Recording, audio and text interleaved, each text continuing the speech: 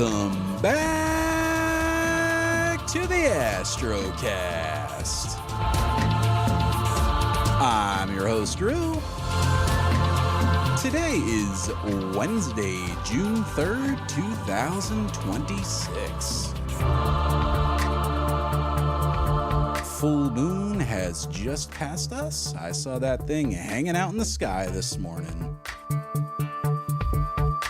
Go on now. Get out of here, full moon. You know, I was thinking about it, and that will be the last full moon that I see before I see new moon out in Utah. Boy, oh boy, that can't come soon enough. Hope you've all been doing well. I know I certainly have been, just busy preparing for everything, obviously, with this giant upcoming trip. I've had my hands full with that, but nonetheless, we have made time for another great episode of the Astrocast. I'm especially happy with how this one came out, and I think you guys are going to enjoy it as well. Now, I don't think it should be, or they should be new to any of you, but Justin and Parish have joined me this week on the Astrocast to discuss a wide range of topics. I do want to just throw out briefly, before we dive in, that this is really just a freelance conversation that we're having. But nonetheless, I feel the need to disclaim that it's just a discussion between friends, and it's based on solely our opinions, interpretations, and whatnot of just what we see as publicly available information. So if anyone takes offense, I greatly apologize. It's certainly not what we're aiming for. We're not making any legal claims or accusations or any statements of fact about intent or liability or any of that sort of stuff. It's just pure speculation and discussion on our part. And mainly it's just something we touch on at the very end of the episode regarding 3D printing. And I just wanted to toss that out there because there's been a lot of heat around one particular subject. And, you know, it's just our opinions on it. So I wanted to just put that out there before we dive into this week's episode. But with all that being said, I'm going to go ahead and pass it over to my past self and the guys, and they will take it over from there. Clear skies.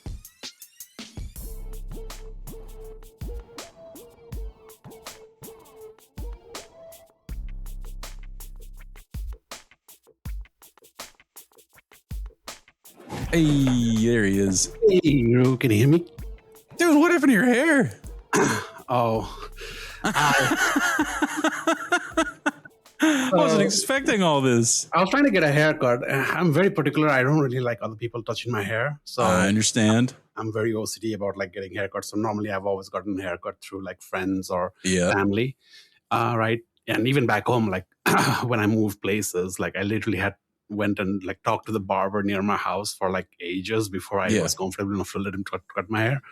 But yeah, so this time around I wanted to cut my hair, but I was like, I had a friend of mine who normally does it, but he was out of town. So I was like, all right, you know what? So I went to another friend of mine and I was like, I told his wife, like, hey, you ever cut hair before? And she was like, nope. It's like, well, here you go. So, here's your chance. So yeah, here's a chance. So she cut it. She actually did a very good job at the beginning. But later on, like I think when she was trying to trim my side, she kind of like threw the thing out a little bit. She went a little too hard. And I was like, you know what? F it. So I just took it from her, and she was like, very sorry. So like, oh, I'm sorry. It's like, no, it's fine. Like we knew about it. I knew about this. Like you knew the risk when the you goal was always gonna have it short. So I just Yeah. kind of took it from her, and I just went all the way and kind of had her like kind of trim the edges and everything. Yeah, I understand. You had a ponytail for a minute though. Yeah, like, I had. I mean, normally I actually donate hair. Yeah. So normally, so I've donated like I think it was like almost 3 times already. Locks so for I'll love, grow it out until like it gets to my lower back, and then I'll donate it. But I've done that this time myself. around, I was like, I wasn't gonna wait. I was finding hair everywhere. I wonder if they'll still want my hair now that there's a bunch of gray in it. I think they'll still take it, honestly. Yeah, I'm sure they will. Somebody wants hair. Yeah, I mean, it's. I used to try to find like the right company to donate hair, right? So because there are some that even though you make a donation, they are still for profit. Oh no, right? yeah, So, I hate that kind of stuff. I mean, so yeah, so it was like Wix for kids, and there was like a couple of other ones, and I don't know which one is which, but one of them is for profit. But one of them was like completely non-profit. They basically make like the wigs for like cancer kids and stuff like that, right? So was it Locks for Love? Maybe. I think so. Yeah. Yeah, I did that when I was a kid. I donated to them it was when I was like 15. Yeah, so there's like a couple of them, and I think one is for profit, and one like, I think it could have changed again. So wigs for kids just sounds like it's for profit, doesn't it? I honestly don't even know. It's one of those. Like I know there's like a couple of ones, but I know one of them was for profit. So. Yeah. And you have to find the right, like, I mean, you go to the website, they'll tell you, hey, which I would say saloons or barbers kind of go through it. So normally I would go there and just kind of say, hey, I'm trying to donate, and they'll come in, tie it up. Oh, so they actually tie it up and send it off for you? Yeah. That's cool. All right. That's good to know, because at some point I will cut my hair and I will definitely donate it when I do. Yeah. So normally it's like a free haircut as well. I think when you go there, that's cool, right? But normally, but normally I'll be like, yeah, it's fine. Like they'll be like, hey, you want anything? I was like, nah, it's all anonymous right now. I'll put like a $50 donation or whatever, or something like along with that. So that's awesome, man. I love that. But you talked to Justin? Haven't. Did you text him? I haven't texted him yet. Here, might as well. Let me add him real quick. Yeah. Let's see. I don't know if something came up, but he said he would be able to join. So how's things going? It's good, man. I'm excited. I'm nervous. And I'm nervous, not like about the trip or anything. I'm nervous about my gear, because I'm like, I think I've got it all set up right. There's a couple of things I'm going to ask you guys about when we actually start talking, but like, I think right now I've at least got it to where like anything I should be able to work remotely at this point, because I've got like 2 solid connections. You know, I'm logging in with Chrome Remote Desktop predominantly. And then I've got Tailscale as well for, you know, the actual VPN connection and everything. I mean, I don't think I set anything up, because I'm guessing that Nate will have something set up on their side. So I was just planning on using that.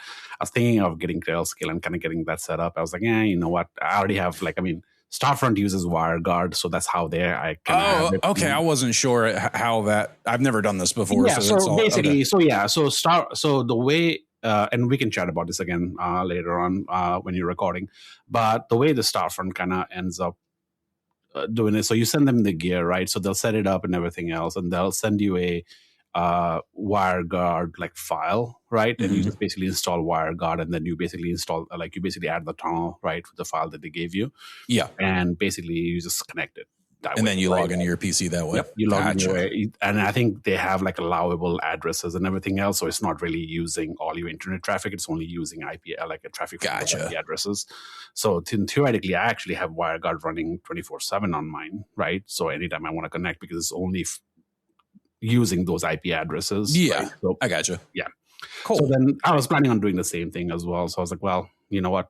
If I'm already using WireGuard, might as well. Like if they're using WireGuard or something else, it'll just be another tunnel that they send over to me. Yeah, that makes sense. Set it up, so. Do you have to do anything special on your side, as like opening ports or anything on your router? Okay, I didn't have to do anything, at least on my end. I think I had already set the file. Yeah, I don't know. Yeah, it's just basically install the file. I think it uses I don't know what port it uses. 5070. Yeah, I don't even know. But yeah, so then theoretically, that's all it takes. So then I used to use Chrome Remote Desktop as well. I did have that, but again, Chrome Remote Desktop has that weird thing. Yeah, where if you don't have the if it doesn't have, see, I wasn't sure if any of this would be like included with it or not. I had no way of really knowing, so I was just assuming like I better roll my own just in case. So the VPN that's good though. At least I got a backup, VPN right? Should be, yeah. I guess that makes sense, because there's probably so many people that are going to send telescopes out that don't know how to like set up VPNs and backwards tunnels and all that kind of stuff, and a lot of people probably wouldn't buy in if they had to do that stuff on their own. So that makes sense.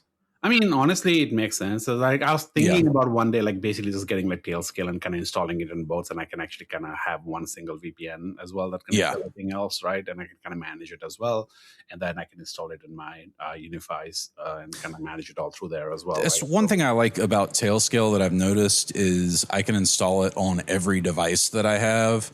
and then I can check things like from my phone. Like if I'm connected to the Tailscale VPN on my phone, I can open up like any number of apps to check the status of my scope, which is cool. Yeah. WireGuard does work the same way as well. So honestly, so like in my phone, right? So I have my Windows desktop, like my Windows desktop app, right? Yeah. So like if I'm out about and I don't have my PC with me, or I don't have my laptop with me, I'll just turn the terminal on in WireGuard, and I'll just kind of log in and just kind of check. It's like, yep, everything's good. That's it. Nice. Very nice. Yeah. It's very easy. Like, I mean, it's so much easier. The only thing I'm doing different this time around, I think, as compared to the last time, is I'm adding Comet, the icon, what do you call it? The Comet dot, I think is what's it called? It's the, I can't, for some, it's the GLI Net Comet. I don't know, I can't remember. What's it do? It basically allows you to control BIOS. Oh, nice. Okay, that's cool. So it basically allows you to control BIOS. So it's a remote sort of like a KVM, right? Yeah. It's a remote KVM. So theoretically, you basically use that, and you can actually go into your Windows or your PC's BIOS. That's dope. I like that. That's cool. So because that's the one thing, like if something goes catastrophically wrong, you need to kind of reboot and kind of set everything up, blah, blah, and so on. You want to be able to have access to be able to go into your BIOS, right? So the GLI Net, I think, has that Comet. It's like $99. Is that a full software solution, or do you have to have a hardware piece to go with it as well? It's a hardware, right? So it's like a dongle that you plug in? It's a box. Okay. Give me a second. I'll bring that over to you. I'll show you. Okay, cool. I'm curious about it. Because I did get the, the Powerbox? The larger version of this one. Which one is that? This is the Pegasus Astro. Pegasus Astro, they make the high-end ones, right? Yeah, the nice ones. $700. Yeah. But so what's the big advantage then? Like, why go with that? You can control individual ports. Oh, okay, gotcha. So it just gives you that really finite control over everything. This one doesn't have individually addressable ports, right? So there's one that's always on, and I think there's one that's always on, and then other ones is like you turn one on, you turn them all, I think, right? Oh, really? Yeah. So I will say the SV241 Pro individual control on each of the ports. There's an always on, and then there's I believe it's 5 DC ports, and you can turn them all on and off individually. But it's a little bit buggy, I've noticed. Like it's not perfect, but I will say, like, I've been happy with it so far. The thing that kind of, like, I'm not going to say disappointed me, but surprised me a little bit is just like, I don't know why, but I had it in my head that I would just be able to power everything off of that box. And I was like, that's kind of the whole point, but it's not really the whole point. You don't want to do that anyway. Yeah, you don't want to do it. The more I thought about it after talking with you about it, I'm considering 3 power sources. Is that crazy, or should I go 2? I literally have. So right now, right. So I have the PowerBox Advanced at my Starfront setup as well. The PC is powered by itself, right? Yep. So the PC is powered by itself. The mount is powered by itself, right? Mm-hmm. And the PowerBox is powered by itself. And then finally, I think the 4th port is the the switch. The switch, yeah, that makes sense, right? So there's 4 controls. So 4 the individual. The reason I want it that way is because I can then theoretically easily control it, right? And if something bugs out, because one of the times I've seen is, especially with ZWO drivers, right? There are times where something just bugs out and, you need to restart it. The problem is, if you don't have individually addressable thing, you actually need to restart the entire power box. Yeah, right? That stinks. So now imagine if the PC was powering from there as well, right? If everything else was powering from there, you basically would have to like restart everything. And that includes basically now that's the issue that I have with the Starfront setup, is because if something goes wrong, and I've had times where, the camera failed to download something because something, right, and I need to reset it, right? But the problem is I have to reset everything, right? And now that means, okay, well, cooling goes back down, so I need to recool it again and stuff like that, right? It delays you like a half hour, really, if you think about it. Yeah. Because filter wheel was what I was having issues with, and I just wanted to reconnect my filter wheel, but I have to turn the entire power box off, right? So that's where I was running into issues. So this is why individual controllable is so important, is because then theoretically you can just say, hey, just, you know what, I just turned this off and on and I'm good to go. That's cool. But yeah, the PC always powered by yourself, like even though you have the option to, like, always powered by yourself. The problem is you're not going to be strapped for power there, right? Because if you get like one of the Casas or one of the digital loggers, right, it has like a 6 port. So you have more than enough space. So that's one of the things I was going to ask you about. Like that was the thing I was thinking I definitely should probably buy this week. The Casa, the Casa power switch with 6 ports. Okay, and it's like $40 or something. It's not even that expensive. It's not even that expensive. Yeah, okay. I mean, honestly, that's I think that one of the biggest investment is because theoretically, so get it up, set it up with your Wi-Fi, right? You don't actually do anything, right? Just set it up with your Wi-Fi, add it to your app, right? So there's the Casa app. So just what the hell is my phone? I have the Casa app actually, because I've got a few of their power plugs. So So add the Casa app, and then theoretically just say it was like, because I have one for Astropeak and then one group for Astrofront, and I have like all. Let's say, hey, port 1 is my PC, port 2 is my BAAAACK, and so on. So I have everything laid out, and then theoretically then you send it over. When they set it up on their side, they'll just connect your Casa to their Wi-Fi, and then you're good. It does it because it's already in the app. It says the device is online. Now you control it. Yep. Got it. Okay, cool. So you don't got to do any crazy finicky stuff with, okay, sweet. That's good to know. Just set it up on your end and send it over. And when they set it up on their side, right, all they will do is just connect it to their Wi-Fi, right? And then theoretically, it's the same machine, right? So it's just pointing to a different thing. So it'll basically just connect directly. Let me grab my phone as well. I'm going to add it to my cart like right now. Sorry about that. Oh, you're fine. What's up, Justin? How's it going? Good, man. It is audio only, right? Yeah, it is audio only. You don't need. We were just chatting about something. He was showing me something on camera. Gotcha. But yeah, we're doing audio only tonight. Okay, good. Absolutely. Paris was just explaining to me why I should buy the Casa power strip you guys had mentioned. Yeah.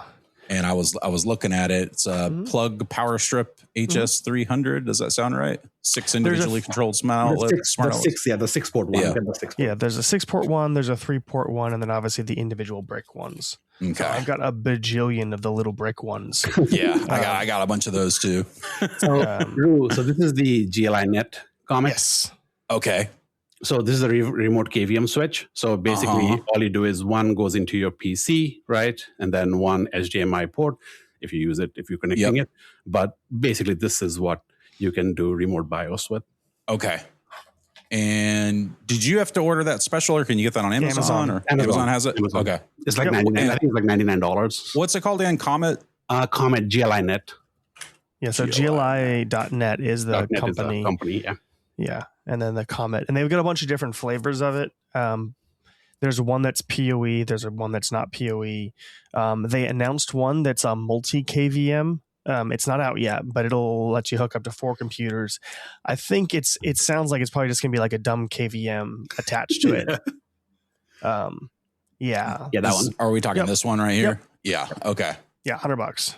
Yeah, that's definitely coming. Once you said you can control BIOS remotely, I was sold.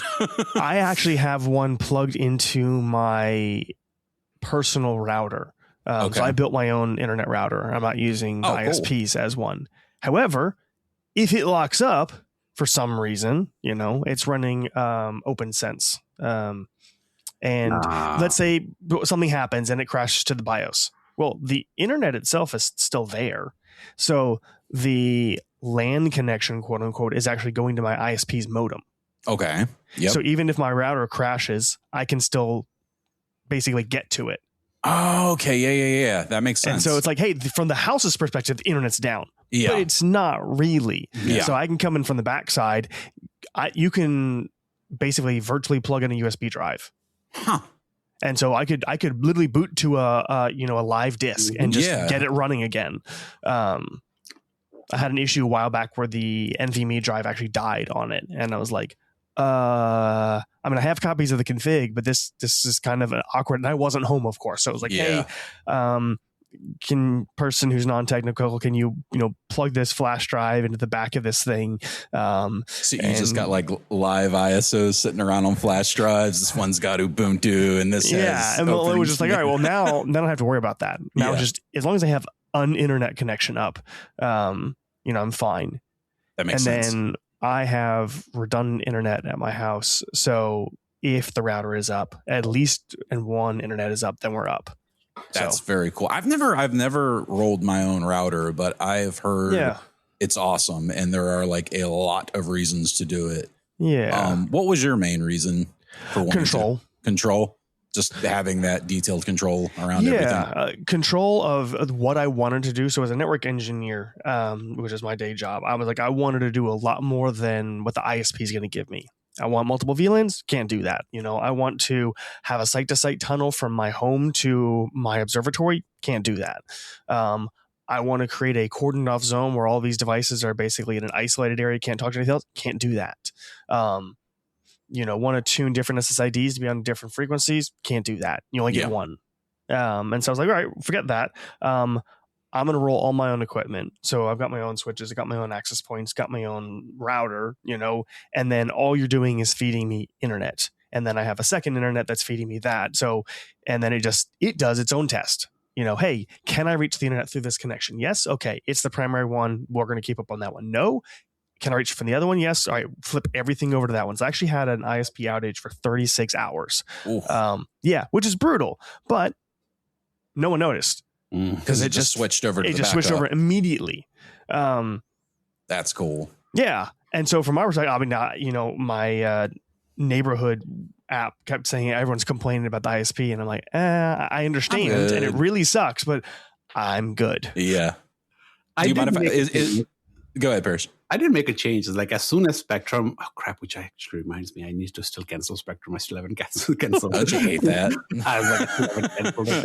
But as soon as I got the local company here, give fiber. As soon as I had that, I went to Micro Center, got the Ubiquiti, route, the Dream Machine, everything else. So I was like, I want to get a Dream Machine next. Yeah.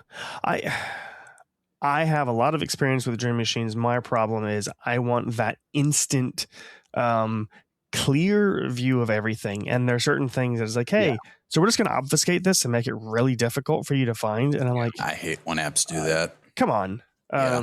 Even locally, I want to look at the MAC address table, or I want to look at the ARP table. And it's like, all right, why are you hiding this from me? I completely get that. I put myself in a hell of a corner with routers right now. You wouldn't believe me if I told you this, but I had a single point router, not a mesh system. And I actually have a nice switch and router that my old company just didn't need anymore. And they were literally going to send it off to be recycled. And I was like, I'll take those. And I even got a rack and everything. And I haven't ran Cat 6 throughout the whole house yet. So I haven't been able to fully take advantage. Anyway, I was at home one day and the router just completely crapped out on me. And I was like, I cannot stand this anymore. And there were so many pockets on the property where we weren't getting good connection. Yeah. And I kind of just, against my own better judgment, because I know better than to do this, but again, my router was broke. In my defense, I went out and I just bought the highest rated mesh system I could buy. And I thought, surely this will work. And I'll say, to its credit, it does work very good as far as the coverage, the speed, etc. It's great. Yeah. However, the entire router interface is a mobile app. And when I say the entire interface, I mean you can't go 10.0.0.1 and log in and open ports or forward or none of it, man. You have to do everything from the phone app. And I'm just like, this is awful. Yeah. But I got to live with that until I. Did you get the Aero or the TP Link? Which one did you get? The Deco system, the TP Link. Yeah. And like I say, they are great. The speed is ridiculous and the coverage is great, but Now, you can separate those things out. So you can have the Deco just be wireless. It doesn't have to be your router. So I can have a separate router where I run open. What'd you say it was called? So OpenSense is what I'm using. But if you get a Unify system and you run the router, if you already have just use them as APs, right. Gotcha. Okay. Well, maybe that's what I should do then. You should be able to. What I have right now. So outdoor, right? So I have 2 access points. So actually, like I said, like you, I didn't have like Cat 6 running throughout, right? So I had like the old telephone, like the old phone jack lines and everything else. So I wanted to run lines through. The problem is my basement, right? Because all the equipment stuff is in the basement, and it's impossible to get from my basement to anywhere in the house because of how it's designed. So basically, I had to call a guy. They had to kind of drill outside, run a conduit all the way through to the attic, right, and then drop it from the attic. And then even on the side, they actually have to kind of go outside of the house. So the only way out from my basement is out. Yeah. Right. So then you get to drill house. But I mean, so they charged me, I think it was like what, $200 or $300 per access point. So I ended up paying like around $1,500. But gosh. It's like, And that was the cheapest, honestly. There was a few other companies that called and they were quoting me like $5,000 or something like that. Right. And this guy. There are some other ways of doing this. So I'm not sure if you're familiar with Mocha. That was what I was using. The problem with the Mocha process again is those, what do you call it? Those the cable RG6 lines, right? They're crap. Yeah. So you might have RG59 too. I did power line as well. I tried power line and I ran. Well, that only works on the same circuit breaker. Once you go across circuit breakers, it's pretty slow. However, the way I did Mocha, I'm not sure this is the way it should be done for what we're doing it. If you don't need coax for anything else, then you don't bridge everything together. There's zero reason to do that. So you spend more, but you have, in my case, the coat closet is where all the coax comes in. So I have like 6 Mocha adapters in there. Nice. And so each one is a pair, just a 1-to-1 connection. It's literally a Mocha adapter to coax to a Mocha adapter. And so each end is Ethernet. So as long as that cable is decent, you're done. Yeah. The only one that was working, honestly, is the one that is actually in my office. Right? That's crazy. The other ones, I couldn't get a signal at all. Right? Like, I mean, I tried the cable. Like, I bought the cable, like the coax tester as well. Yeah. And I think the wires are short itself. So I was like, well, you also might have like a 3-way splitter or an unplugged amp somewhere because old cable TVs use amplifiers. I don't even. Yeah, you could have any number of things going. I used to be a cable guy when I was in my teens and 20s, and we were there right when digital phones started. Amplifiers with RC DC plugs rather, and all that was commonplace. But I mean, so $1,500 I paid. They got me a couple of access points. So I have 6 Ethernet drops around the house. Yeah. Right. So then theoretically 2 in this room, and then 1 in the living room and 1 in my theater. Right. Because that's all I needed. Right. And then theoretically I have 2 of the U7 Pros, 1 downstairs, 1 upstairs, and then I have a external router that is used for the backyard. So, I think I've got 5 APs, and my house is not particularly large; it's only about 2,000 square feet. But I actually like turning the signal down and providing more localized coverage versus just creating giant shouting matches. I could definitely see that. So for me, I want eventually to basically have because I've got my rack in the corner of the garage. It's perfectly situated, and I have the attic directly above me with full access to the property overhead. Right. So I'm thinking like Cat 6 drops directly to the attic, maybe like Cat 5 to all 4 corners of the house for security cameras, and then drops for APs, you know, everywhere. And then maybe like a couple lines for offices for direct Ethernet. The dumbest, goofiest thing that I did, and it technically works, is I don't think it was the Deco, but it was one of the other ones. It was a mesh system, and there's 3 of them, and I only took out 2 out of the box. I have some stuff in the garage, but I didn't feel comfortable punching a hole between the house and the garage. That's firewall rated. I was like, I can't tell where anything is, and I don't want to do this. So I just took those 2 mesh APs, found the thinnest spot, I could, and put 1 on the house side and 1 on the garage side and point them at each other. They're about 12 inches apart, just pointing through the walls. And they get enough signal that, then I have a switch in the garage that everything's connected to off of that. Nice. it's a little janky. Hey, it works. But yeah, I was like, I don't feel comfortable. At some point, I do need to put a bunch of holes on the exterior walls. And at that point, I'd go to an electrician or something. Say, hey, I want to put some wired security cameras in these spots. I want to put, I want to punch a hole in the firewall. I want to do all this stuff. Let's run fiber, whatever we need to do. Like, let's just do this the right way. But I'm like, I'm not doing that. That was one of the reasons why I also had like the professional come in and actually do it. Oh, absolutely. So we run this conduit in. So now I actually have a conduit that goes to my attic. That's nice. From my attic, now I can actually go anywhere around the house. You can fish from there. I can do everything. So how big's the battery for your attic? So what was that? Well, how big is the battery for your attic? The battery? What do you mean by battery? So when you lose power, you just lose all your network? Yeah, I don't have a UPS right now. I literally don't have a UPS right now, which I need to, honestly, because I mean, there's only been over the last 3 years I've been in this house. I've only had power outages twice. Right. And one was like, I think just a couple of weeks ago during a bad storm when it went out for like about a second, and that was it, right? It just kind of disconnected. One, I think there was like a particularly nasty storm as well. It went out for like maybe an hour. Okay. Not even that, I think, right? Yeah. But I've barely. I mean, I live in the city, and I've been in my house for like 10 years, and I would say the first 8 years I had maybe one outage, and then the last 2 I've probably had 5.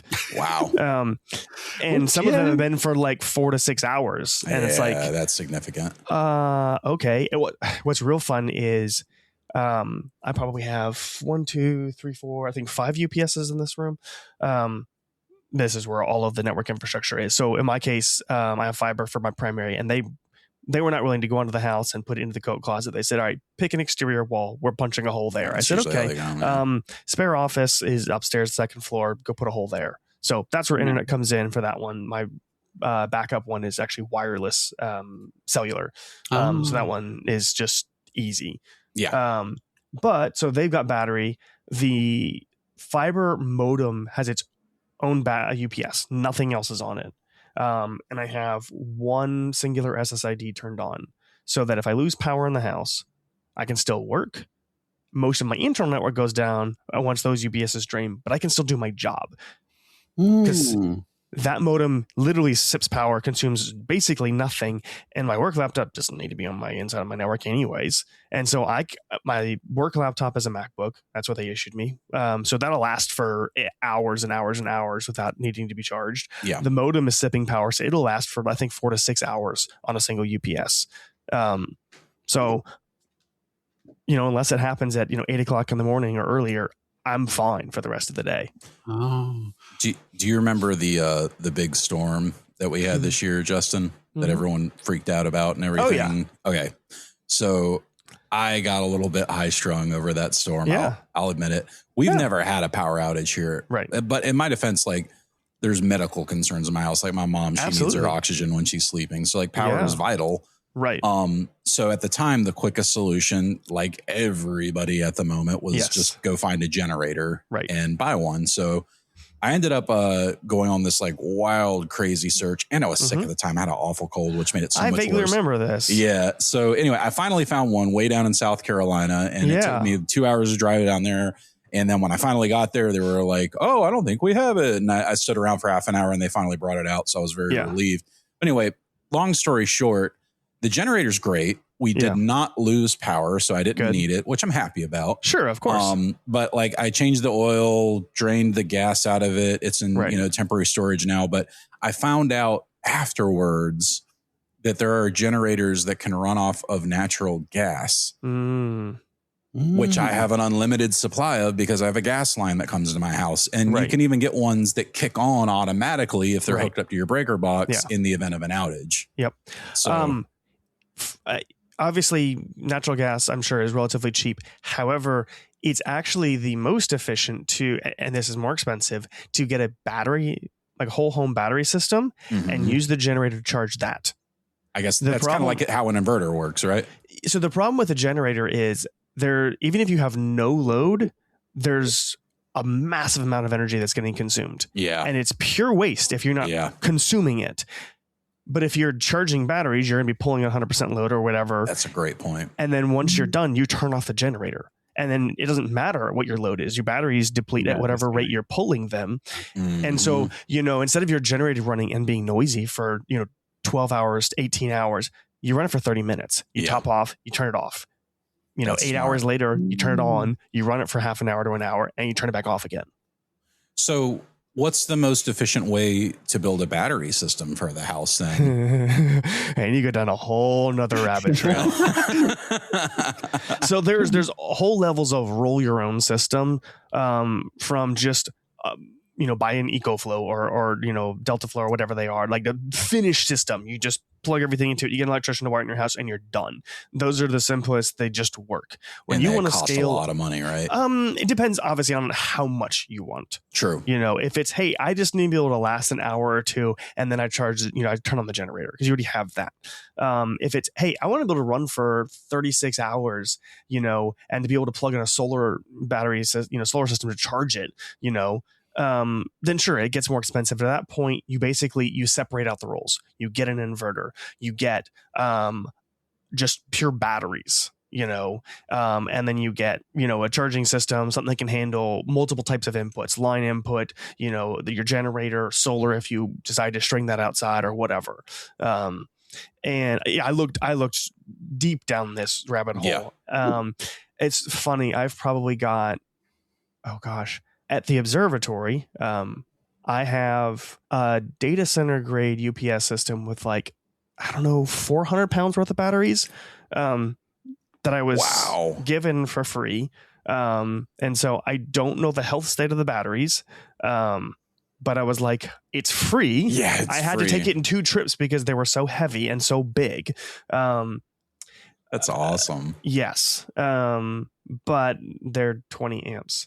And my building doesn't have any 20 amp circuits. They're all 15s. 15s? Yeah, that's what I was thinking. So I was like, no. So I've got to get someone out there at some point and we have capacity to put more circuits in there. I'm doing that the right way. There's no way I'm risking burning our building down. That. Yeah. So, no, absolutely not. But it's like, I just find it humorous that I've got that kind of capacity. Yeah, seriously. For an observatory. My concern, of course, was, hey, if we lose power, first of all, our boral rating just dropped. It's great. Yeah, I'd like to keep imaging, but I obviously need to be able to safely close it when it becomes necessary. Because if you're losing power, it's probably weather related, right? Sure. In which case, the roof should already be closed. Should. Being the keyword. I think that's one of the things that scares me, is because I was looking at the Astropic Discord, right? And somebody had kind of mentioned there where they had an astrophysics mount in there as well. And they lost power for just a tiny fraction. And that mount went crazy. It actually started to kind of point down and everything else. So, and it's not just astrophysics, but I've heard about no right ascension break or something like that during a power outage, and they he probably didn't set limits and everything else, right? Which is the biggest thing that you have to do, and I didn't set on mine. But I've heard some CEM rounds and stuff like that. I've after a power surge, kind of goes crazy and it's trying to find home, and it actually doesn't do that as well, right? Now I don't know if it's Urban Tales, right, or whatever, right? But I've heard a few horror stories that way in Reddit as well, and I think that's one of the reasons why I was like, well, yeah, I need to send a UPS as well. Right? Absolutely. So obviously I can't speak for Astropeak, but the HRO, which is where I have mine, they have generators and they're gas powered. And that obviously it's quick, but it's obviously not instantaneous. Exactly. There is a moment for switchover. And so UPSs are at every single station. That makes sense. And so it's like, hey, it's not here to keep you running for hours. It's here so that your device doesn't drop in the momentary switch from grid power to generator power. Exactly.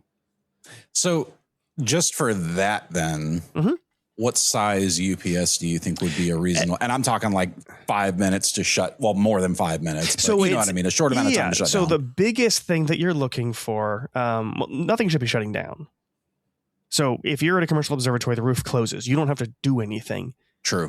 If it goes unsafe, from your flags of monitoring safety status that you're going to go unsafe anyways. Yeah. If they lose power, and that's definitely happened on clear nights. If you're out in remote territories, power grid is slightly, potentially less stable. Yeah. And it's possible for an outage to happen, scheduled or unscheduled. And so if it's safe, I want to keep imaging. Absolutely. There's no reason not to. And there's no impact, obviously, minus, your device running away if it loses power. That's a separate concern. But the concern for the UPS is it should not trip. So it needs to be able to handle 100% load. Your devices pull the maximum amount of power they can. So if your mount can pull up to 5 amps, 12 volts, which is nothing, 0.5 amps, 120.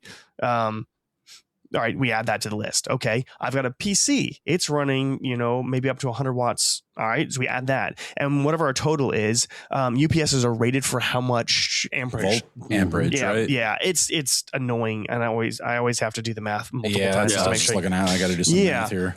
Basically, like my main PC here I've got 1300 watt power supply. None of the normal UPSs are going to cover that. Yeah. They're just not going to. They will absolutely just shut down if that pulls 100% load. But your mount sips power. Your computer should be relatively sipping power. It's sipping power. Right. All of your equipment is sipping power. And so the smallest one is probably fine. Yeah. I think I went to so I think Costco has a EcoFlow. Absolutely. One. That's the one that's the one I'm getting. Gotcha.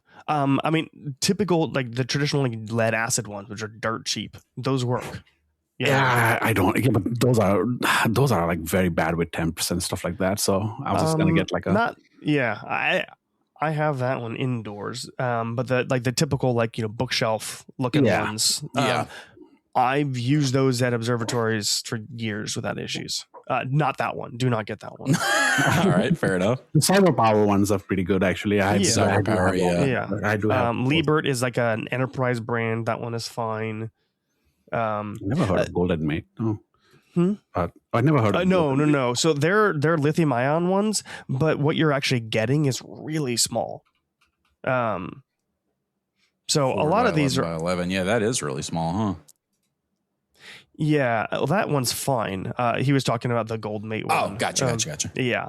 So I don't know how AstroPeak has it set up, but for HDRO, there's you have some sort of cabinetry, either a small shelf or a rack or something that things are going to be in. Like the digital logger interfaces, they are not rated for outdoors at all. But everyone uses them for astronomy. And so what you do is you put them in a box. Yep. Whether that's a closed off rack or literally a tub, like just a Tupperware container like that's big enough to hold it, or a 5-gallon bucket, or like what's behind you, like anything like that, where the biggest kicker is humidity. Yeah. These things are generally rated for relatively good temperatures. Obviously, your battery, you don't want a completely sealed environment. You need some air circulation. But they're rated for indoors. It's not like a car battery where it's going to cause danger if you bring it indoors. Which actually reminds me, Chris, we actually probably need to talk to Nate as well to figure out, because I've seen some designs that people have kind of done, like metal pegboards, right? And actually have kind of hooked everything onto the metal pegboard, and they're planning on having it. The goal is to try to figure out, what are my options of mounting? I've been wondering that too. Yeah. So I was like, do I just show up with a tub that has all my power sources in it? I've got waterproof box that I can strap to the side of the pier. I mean, I've got options, but I don't know what I'm working with yet. Exactly. I would presume that they're going to pretty tightly control that. Yeah. If you look at Starfront, and obviously theirs is extremely dense. No one's getting, big old shelves. Yeah. If you look at, white glove service type enterprise, like commercial observatory where everyone's got like a 6-foot radius, we got some room for stuff, hey, we might only be 2 or 3 deep, width wise. So you get a shelf on the corner on the wall, you get a shelf on the wall, and the guy in the middle gets, a free floating one, everyone gets in a whole cabinet to put all their spare parts and accessories and stuff. I'm going to guess he's probably somewhere in the middle. I think his setup will probably be something like Starfront, honestly. Right. Yeah, I would imagine he's trying to get as many as he can fit in there in a swing radius. So I'm guessing some floating shelves at the pier, right? Sure. So I was like, that's about it. But I mean, you can't go too wide again, right? I mean, I would say is that's the dimension I want to get, is okay, if you have a few shelves, then I was like, I don't need to get the metal pegboard, and I could just have everything on the shelf and everything else. So that's so let's see. Yeah, we will ask him about that. That's a good, absolutely. Good call. Hey, maybe, power, where's power running from? If power is running from a wall and there's like, say, like this just long strip of outlets, can we just put the UPS right next to the wall? It doesn't necessarily need to be next to our equipment. If you guys have a section cordon off space where, hey, all the UPSs get tucked into these, areas, we've cordoned that off to be, slightly climate controlled, humidity controlled. You're tucked in here. Great. Maybe it's something he hasn't thought about, and it's something we should bring up now. But that actually is a good. I think Justin and I were kind of chatting about a couple. I think it was like a couple, maybe a week back as well. He was saying about lights as well. Oh my gosh! So I was like, yeah, because he kind of pinged me. He's like, well, did the camera go down? Is because he couldn't access it, and I kind of went online. I was like, oh yeah, I couldn't see it as well because the cameras kind of had gone down. So when they finally came back, I was like, yeah, because I was looking at. I was telling him, I was like, yeah, it's like a 4th of July in there in some buildings. Where there's so much stray light in there. Really? Oh yeah. Wow. That's obnoxious. I would think like it is mandatory to cover up any light. Yeah, and I think somebody had kind of brought up as well, and I think because of the volume that they do, right, and with all the it's got to be hard to control. And they started, and I think they probably gave up, and they did mention that they eventually go and do it. This actually looks like more daylight bleeding than anything else. Yeah, it's more daylight bleeding, but you can still see like every single individual light. Like this is ridiculous. This is Christmas tree town. Crazy. This is that has to affect imaging, right? I mean, it can't be good for it. Obviously, it's not as bad as imaging. What are all those green lights that I'm seeing? That's bright. I know. I'm guessing it's probably either a UPS or it's like their their digital loggers or something like some. This one's crazy. Well, this one's being painted from something on the equipment because you can see it's projecting down and casting a shadow. You'd be surprised the amount of astronomy gear that has lights on it. It does. Isn't that surprising? I mean, I can't remember the last time I bought like an expensive piece of astronomy gear that didn't have a light on it. Somewhere. It always has it. I mean, the good thing is some of the ones actually have the option to turn off the lights, right? Like I know, like ASI Air actually has that option where you can actually turn off lights, LEDs. Yeah. I know the Power Box also has the Pegasus also has the option to turn off the lights. But even something like this would be completely unacceptable. Yeah. That's crazy. Because I remember an image from I think it was like one of the Sierra Nevada observatory or something like that. And man, when they look at inside, you can't see a single. Right. No. You should not see a thing. Exactly. So I told Parish this is that I've done that process of cleaning up, and it's usually 3 to 4 passes. You wait till it's dark on a closed night when the roof is closed, and you just look at the obvious stuff and you tape over every single one, and so you can't find anything else. And then you step out and you come back in, and you let your eyes adjust again, and all of a sudden all those tiny little dim ones you couldn't see before, now that's all you can see, and oh my gosh, are they bright now? Yeah, exactly. And so you tape all those up. And until you can't find any more. And then maybe there's another pass. Some of them have just the dumbest lights in the weirdest spots. And you cover everything up. And then you find out that, some of the equipment only has lights when it's operating. So you've got to go out when the roof's open, the building's up, open, everything's operating. And you go look and document, that focus motor lights up when it operates. Oh, this one's got a light that only ticked on when the heater kicked in. All right, obviously I'm not touching my auto guiding light. I'm not going to touch this while it's operating, but or maybe this user just turned off their equipment because their sequence has it to shut off when it's not imaging, but then they turned it on. It's like, oh crap, I missed a whole thing over here. And there's like, hey, well this particular part from this particular vendor has lights in these 3 places. So every time I see one of those, proactively, I already know I need to hit this one, this one, and this one as soon as it shows up the first time. So do you think they, or what did he say? I told Nate, and he was like, "Yep, we're not having a Christmas tree party in there." He's like, "Yeah, he's gonna, buddy. I hope not." Doing it. I mean, look, I know that's got to be. I'm not hating on anyone. I know that's got to be a lot of work to get it done. But to me, I feel like if people are paying good money, hundreds, sometimes thousands of dollars to run their telescopes from border one skies, you can't be projecting light into the local environment. Come on, no. I mean, I don't know how much it affects us. Honestly, I'm guessing it does, right? Like even right now, if I go to my setup, like I can see like 2 or 3 lights from my setup as well, right? Like it hasn't been taped over. And honestly, it's easy to tape over those. Right? You would think most, well, I'm guessing a lot of people are just shipping this stuff. I mean, but here's the thing, like even if I was shipping my equipment, I would tape it over before I packed it. And I think, I mean, honestly, like, I mean, it's just black tape, right? You just take it. Yeah. It's electrical tape. It's not complicated. Exactly. Yeah, some gaffer's I just tape. got a nice roll of gaffer's tape. You know? I don't know if we'd want to do gaffer's tape because that's designed to come off pretty quickly. This is I don't true. know if it's designed for humidity. Electrical tape would probably be their best. But that actually, so when Justin brought that up as well, and I kind of went to the Discord channel and said, hey, has anybody brought it up? And I think one person brought it up in like the suggestion thread.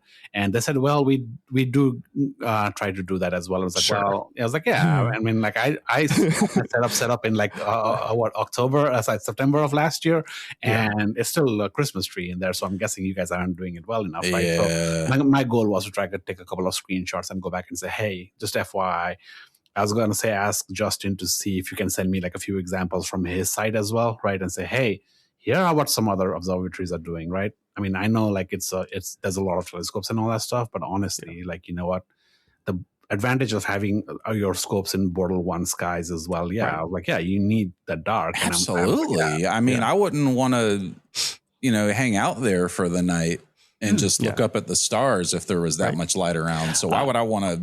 I've been to star parties that had better light control rules than that. Yeah. I mean, see, I've been to places like, hey, you need to take your smartwatch off. You need to put it in your pocket. Yeah. Even when you turn it off, the LED pulse that goes underneath your skin, that pulsing is visible. Oh, even it if is. You turn off the screen. Bright green, right? Yeah. Well, just the second your skin separates from it slightly, that's enough.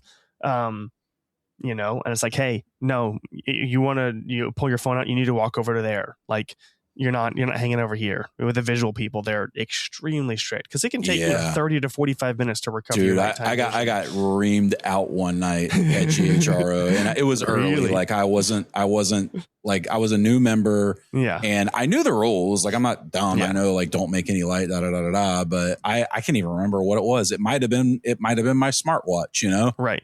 But somebody was not happy about it because I mean they've been sitting out there waiting an hour for their eyes to adjust. I can't blame them, I can't blame them. I would be upset too. So look, and it's easy for me to sit here and play armchair quarterback, but once a week have someone spend 3 or 4 hours going around with black tape.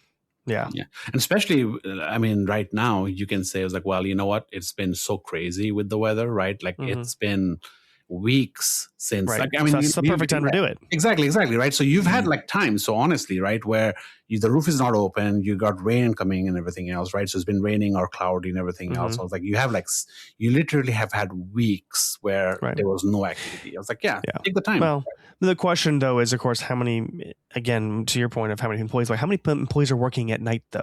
Yeah, that's true too. So if you go, hey, my normal day shifts who are doing installs like just constantly, like they're, ingesting, a new scope every other day, I think. So if they're full staffed during the day, and it's like, hey, I need you to pull some overtime, to put stickers on scopes. Yeah.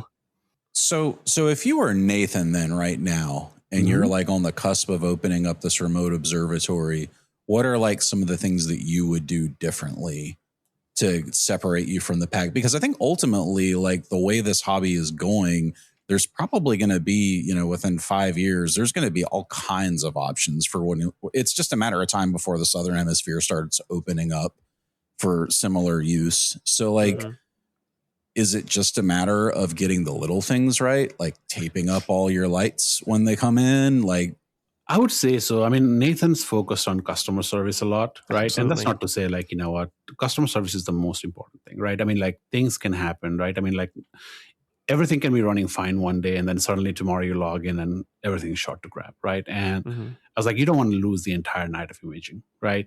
To be able to kind of go in and kind of say, I was like, well, something's wrong. Can you just take a look at it and not have to wait an entire 2 days or lose 2 or 3 days, right? And I think that's big, especially when nights are so, like clear nights are so rare, right? Yeah. Again, so sometimes it takes time for them to kind of get back, right? Like when I had to switch my system over from using ASIR, it took them about 2 weeks to get me set up. Now that's 2 weeks of time that I lost. Right. So, so it's that, so it's the little things, right? So I'm like, was like, yeah, try to get on top of it. Like, focus on customer service. Try to see if you can get a fast response, right? Like, they were like, 48 hours or 24 hours. I was like, I mean, for remote observability, I mean, I would say like, yeah, it makes sense, like for some of the smaller things, right, to kind of be able to kind of focus a little bit faster, right? And I would say, more focus on the little things, right? Be open about communication, right? Like there was going to be times where things don't go well, blah, blah, blah, right? Be open about communication. Yeah, I think skilled, knowledgeable people with good communication skills are an absolute let's necessity. Pause on that last part. Good communication skills. Yeah.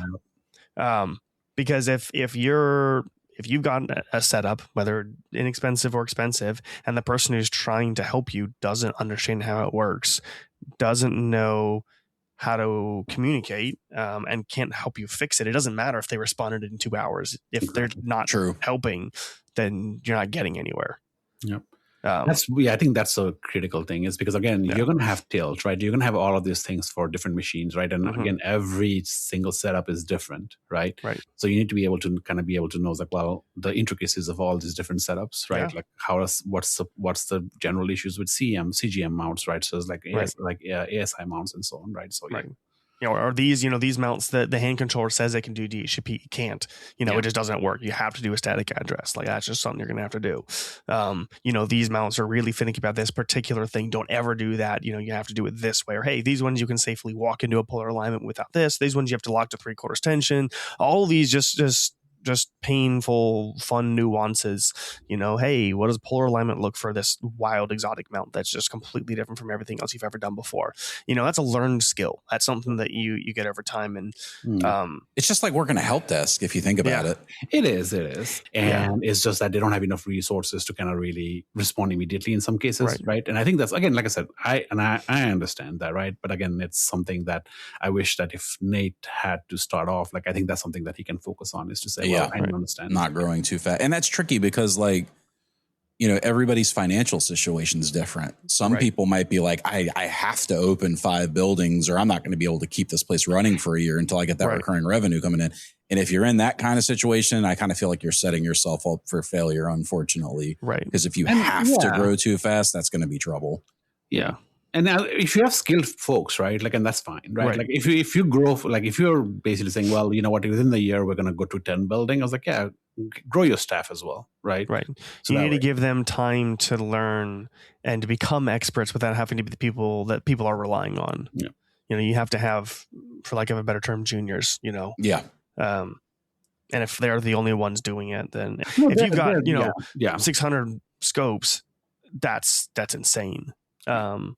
So I would say that for to go back to your question of what should Nate do, obviously, customer service, but also for his own sanity is setting expectations of, hey, there are certain things that I will absolutely get up in the middle of the night for. However, me going into a building that's operating under Border 1 skies, no matter how dim my lights are, is impacting everyone else. So it needs to be of a high enough severity that it is worth impacting the other users, that they would be understanding and acceptable of that. If you accidentally disconnected your filter wheel, I'm sorry. You're not in any danger. Your equipment is not harmed. It can wait. Yes, you lost out on imaging night. I'm sorry, that really sucks. But it's 3:00 in the morning. The Milky Way is out, everyone's imaging, and I can't safely get to your equipment without blinding a bunch of other people, and I'm not doing that. Now, your mount's in a compromising position, and it's going to hit someone or something else catastrophic happens. Absolutely. That's a red flag. We stop everything. The safety of the equipment is paramount, and everyone else is understanding of that. But because you'd want the same thing if it were your mount. Right. And so, there's just these things, what is the, and this again goes back to customers, just to look at working help desk. Hey, this is P1, P2, P3, P4. How critical is this? What is the impact to this to one user, to other users? And that dictates my responsiveness. Obviously, initial response, if we have someone who's on call 24/7, you get a response very quickly. Hey, we saw it. We're not ignoring you. We're not unaware. We're going to communicate. This is what we're going to do, and the timeliness of it. Because sometimes people just want to hear that someone knows. Yes. Oh yeah. Oh, even if it's nothing's gonna happen till tomorrow, but and I know that someone's got it. I've got my camera from QHY, which is on round 2 through customs, and sometimes I'd go days without not getting a response. Yeah, and I'm like, that's not fun. Yeah, I don't know what's going on. Again, there are times like it depends, right? I mean, Sure. It depends on the severity, like you mentioned, right? So if it's something like, well, you know what? Oh, you need to change your entire setup. Well, it can be done today, is because, well, there are other things in queue, right? Right. So stuff like that, right? So which is, again, I understand, right? And that's completely fine. So I wasn't really mad that I lost like maybe a week or so before it's installed, because again, that was expected, right? So that's good. And again, they've been very helpful, is because there were times where I was like, oh, hey, I'm getting like, Star Trails maybe is due to cable management, right? Can you take a look? And they actually went in and did it within like 10 minutes, right? They went in, kind of fixed it. I was like, oh yeah, we had a few things that was dangling and we kind of fixed it immediately, right? Mm-hmm. And I was like, yep. And I was up and running. So I didn't lose a night at all, right? So I've been very happy about that. You can have perfect nights and suddenly one night is like, well, everything's been working perfectly for months. And then suddenly like everything starts going crazy. You'd say that again. I just literally had this issue again. I think last week was the ZWO camera driver once. Right. Yeah. Where I was like, suddenly I was like, it was only downloading like every third frame. It wouldn't download the file at all. It would give me an error saying, hey, the camera download error or whatever. And it wouldn't it would take the image, but it wouldn't save it. Wow. And I don't know what was causing it. So, and then I was like, all right. So I restarted the system. Like I was up until like 2 a.m. because I was restarting the system. I was like, okay, disconnect everything, reconnect everything. I'd re-downloaded the drivers and everything else. And it kept happening. And I don't know why. And then I was like, all right, you know what? Let it be. I'm losing like the third frame every time. I'll take a look at it tomorrow and see if it's a repeatable process. And then the next day, nothing. Right? Like no issue at all. It was one single thing. I was like, I couldn't figure out what it was. And I was like, well, is it a power box thing? Because I then went back to settings. It was like, oh, the power box was saying, oh, the USB limit or whatever, right? It was saying something about USB not receiving enough power, which was interesting. So then I started to kind of dig around and everything else. And I think right now I'm more concerned about I think it's the order of how I join my equipment. I need to have my power box on before I turn my PC. Yeah. Right? So I've noticed that right away with mine, with the SV241, like order of operations is extremely important. Like the ZWO camera won't even get recognized. You'll go in, it'll say the power port's on. Everything's obviously connected, but like just nothing. So like, okay, well, let me turn off the power port on the switch, then turn it on and then hit connect on the camera. Boom, works every time. So it's just like so there's like some weird things in there, but it is weird. Yeah. So and I had that like a couple of times, and I was like, I can't understand. I can't figure out why. Right. So I was like, all right. So now the last couple of days I've been imaging, I haven't seen it. So the next, if I have it again, I'm going to take screenshots and then basically open up a ticket with ZWO to see. I was like, hey, can you tell me why this is happening? So let me ask this, switching gears a little bit. Since you guys both have experience in your own ways with remote observatories, what are the most common problems, in your opinion, that seem to happen? And I'm not talking about just like for yourself, but just like generally speaking, surely you've read it on forums or in questions or just like the same thing that always seems to pop up. Disconnections is one, right? Suddenly something stops working, but again, it's the same thing, right? It's like, well, you don't know what went wrong, and sometimes you have to kind of spend some time to kind of figure out, right? For me, biggest issues has been sometimes guiding is trying to figure out like what's causing like erratic guiding, and oftentimes it's probably wind or seeing or something like that, right? So trying to get used to some of those things. You just made me think of a question for Justin in a minute about guiding, but go on. Sorry. So I'll say the most of the issues has been, I mean, honestly, these days is just like some driver incompatibility or something like, I had with ZWO. But honestly, it's been running fine for me. There are times where, which is interesting, is just, I don't know if this has happened to you. So like I said, right, the target scheduler, when we set it up let's say a couple of weeks back, right? So everything's been, honestly, everything's been running smoothly and I don't have to touch it at all. And I've noticed sometimes where the target scheduler, is waiting to shoot a target, right? and it's waiting to shoot a target. Say, hey, you know what? I'm going to wait until, let's say, midnight to shoot this target or whatever, right? And I have other targets in the list as well, but it's still waiting to shoot that target. And I go and run target scheduler preview, and I see something that can be shot right now. Right? But for some reason, target scheduler is still waiting on that target. And what I end up doing in those cases is like stop the process and run it, start it up again. And then I'm like, hey, I have a target, and it starts slewing and shooting. I've had that happen a couple of times where I don't know what's causing it, where target scheduler is probably behind or something, right? But it's like, well, also, you're stopping it and not making any changes, and you start it again and it works. Yep, it works. That's odd. That's interesting. Is because I've had to be mood avoidance related. So the only thing that I will say is that target scheduler takes sequences, takes their logic one step at a time. So if you're taking a picture, it doesn't think about what to do next until that picture is finished.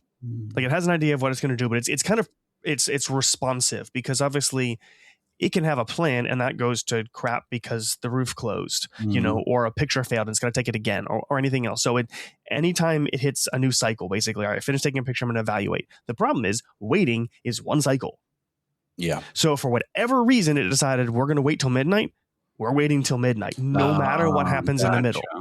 That's a good point. If there was some reason why they decided that it needed to do the other thing first, it made that decision and it's sticking to it. There's no loop point where it hits it again. It's doing something, and that thing is waiting, and it's going to sit there waiting until it's time. Yeah. So by stopping it and hitting start again, you're forcing it to reevaluate what it should be doing in that moment. Yeah. Now, why did it decide to wait till midnight? That's the part you got to figure out, because target scheduler is based on your rules that you've set up. Yep, exactly. So somehow you caused it to do that, which is really frustrating. You're like, obviously I didn't want it to do that. So how did I screw this up? What dumb logic is happening here that's causing that to happen? One thing that's helpful for that is, I don't know if you looked into the nighttime summary plugin. Yep. Yeah, I got that one installed. So you can have it send you a report for what it thinks it's going to do the next night. And that should be based on what happens at the beginning of that night. Oh, I don't think I have it. I don't think I set it up for sending me the next. You should do that. Things. Oh, okay. Yeah. Because I have a summary at the end of the night. What you can do then, which is super nice, but you can have it tell you what it predictive. If the roof's open all night, weather's clear all night, nothing goes wrong, what am I going to do? Oh, okay, gotcha. Which is really helpful. For example, if you finished a bunch of targets and the only things you have left, it can't shoot. And you go, wait, why is it only going to take 2 hours worth? Yeah. And then it may be, oh, right, because it's the full moon and I don't have any HA targets that are far enough away from the moon that are up and there's just nothing to shoot, Mm-hmm. All right, so be it, let me go see if I can find something to do. And man, it's galaxy season and I've already shot all the HA I need for these galaxies. Well, unfortunate. We're just going to have to wait, until it's, the Milky Way starts rising and we can hit some nebulas. But it would be interesting. Obviously, you can't do it posthumously, but the next time, if it ever happens again, you could look at the report. Yep. Because most of the time I don't pay attention to it. I get the notification of how things went. I look at that. The problem is the next day summary is only in the HTML file. It's not in the summary, which is kind of annoying. But if I open that up and I look and see that it said, I'm not going to start until midnight, and we didn't start till midnight, that makes sense. If it said, hey, we're going to start at 8 and we didn't start till midnight, now we've got some sort of dissonance. What happened when it actually ran at 9 o'clock or whatever, whenever it got fully dark, that caused it to do something different than their prediction? Yep. In most cases, right now I have some targets where I was like, oh yeah, because if I'm finished shooting targets and I have only a few targets on my end, I'm like, well, those targets don't rise until a certain time. And right. You know what, blah, blah. So that I get, right? But that was a weird thing is because M81 was up all night, right? I was like, all right. So I was like, oh, you should be shooting M81. I was like, and then I go in and I was like, well, it's like, oh, I'm going to wait until wait for 2 hours. And I'm like, why is it waiting? And I went in and went to the target scheduler preview and I refreshed it and said, oh, well, I was like, oh, it should actually be shooting something right now, but why isn't shooting? So I was like, I stop it and then restart it and boom, it started shooting. Now, one thing that is interesting, and this may actually be why, is targets, you can define a minimum amount of time that's worth taking pictures for. So you say, hey, if I can't take pictures for 30 minutes, don't even bother. Oh, yeah, I remember that. If I can't do it for an hour, don't even bother.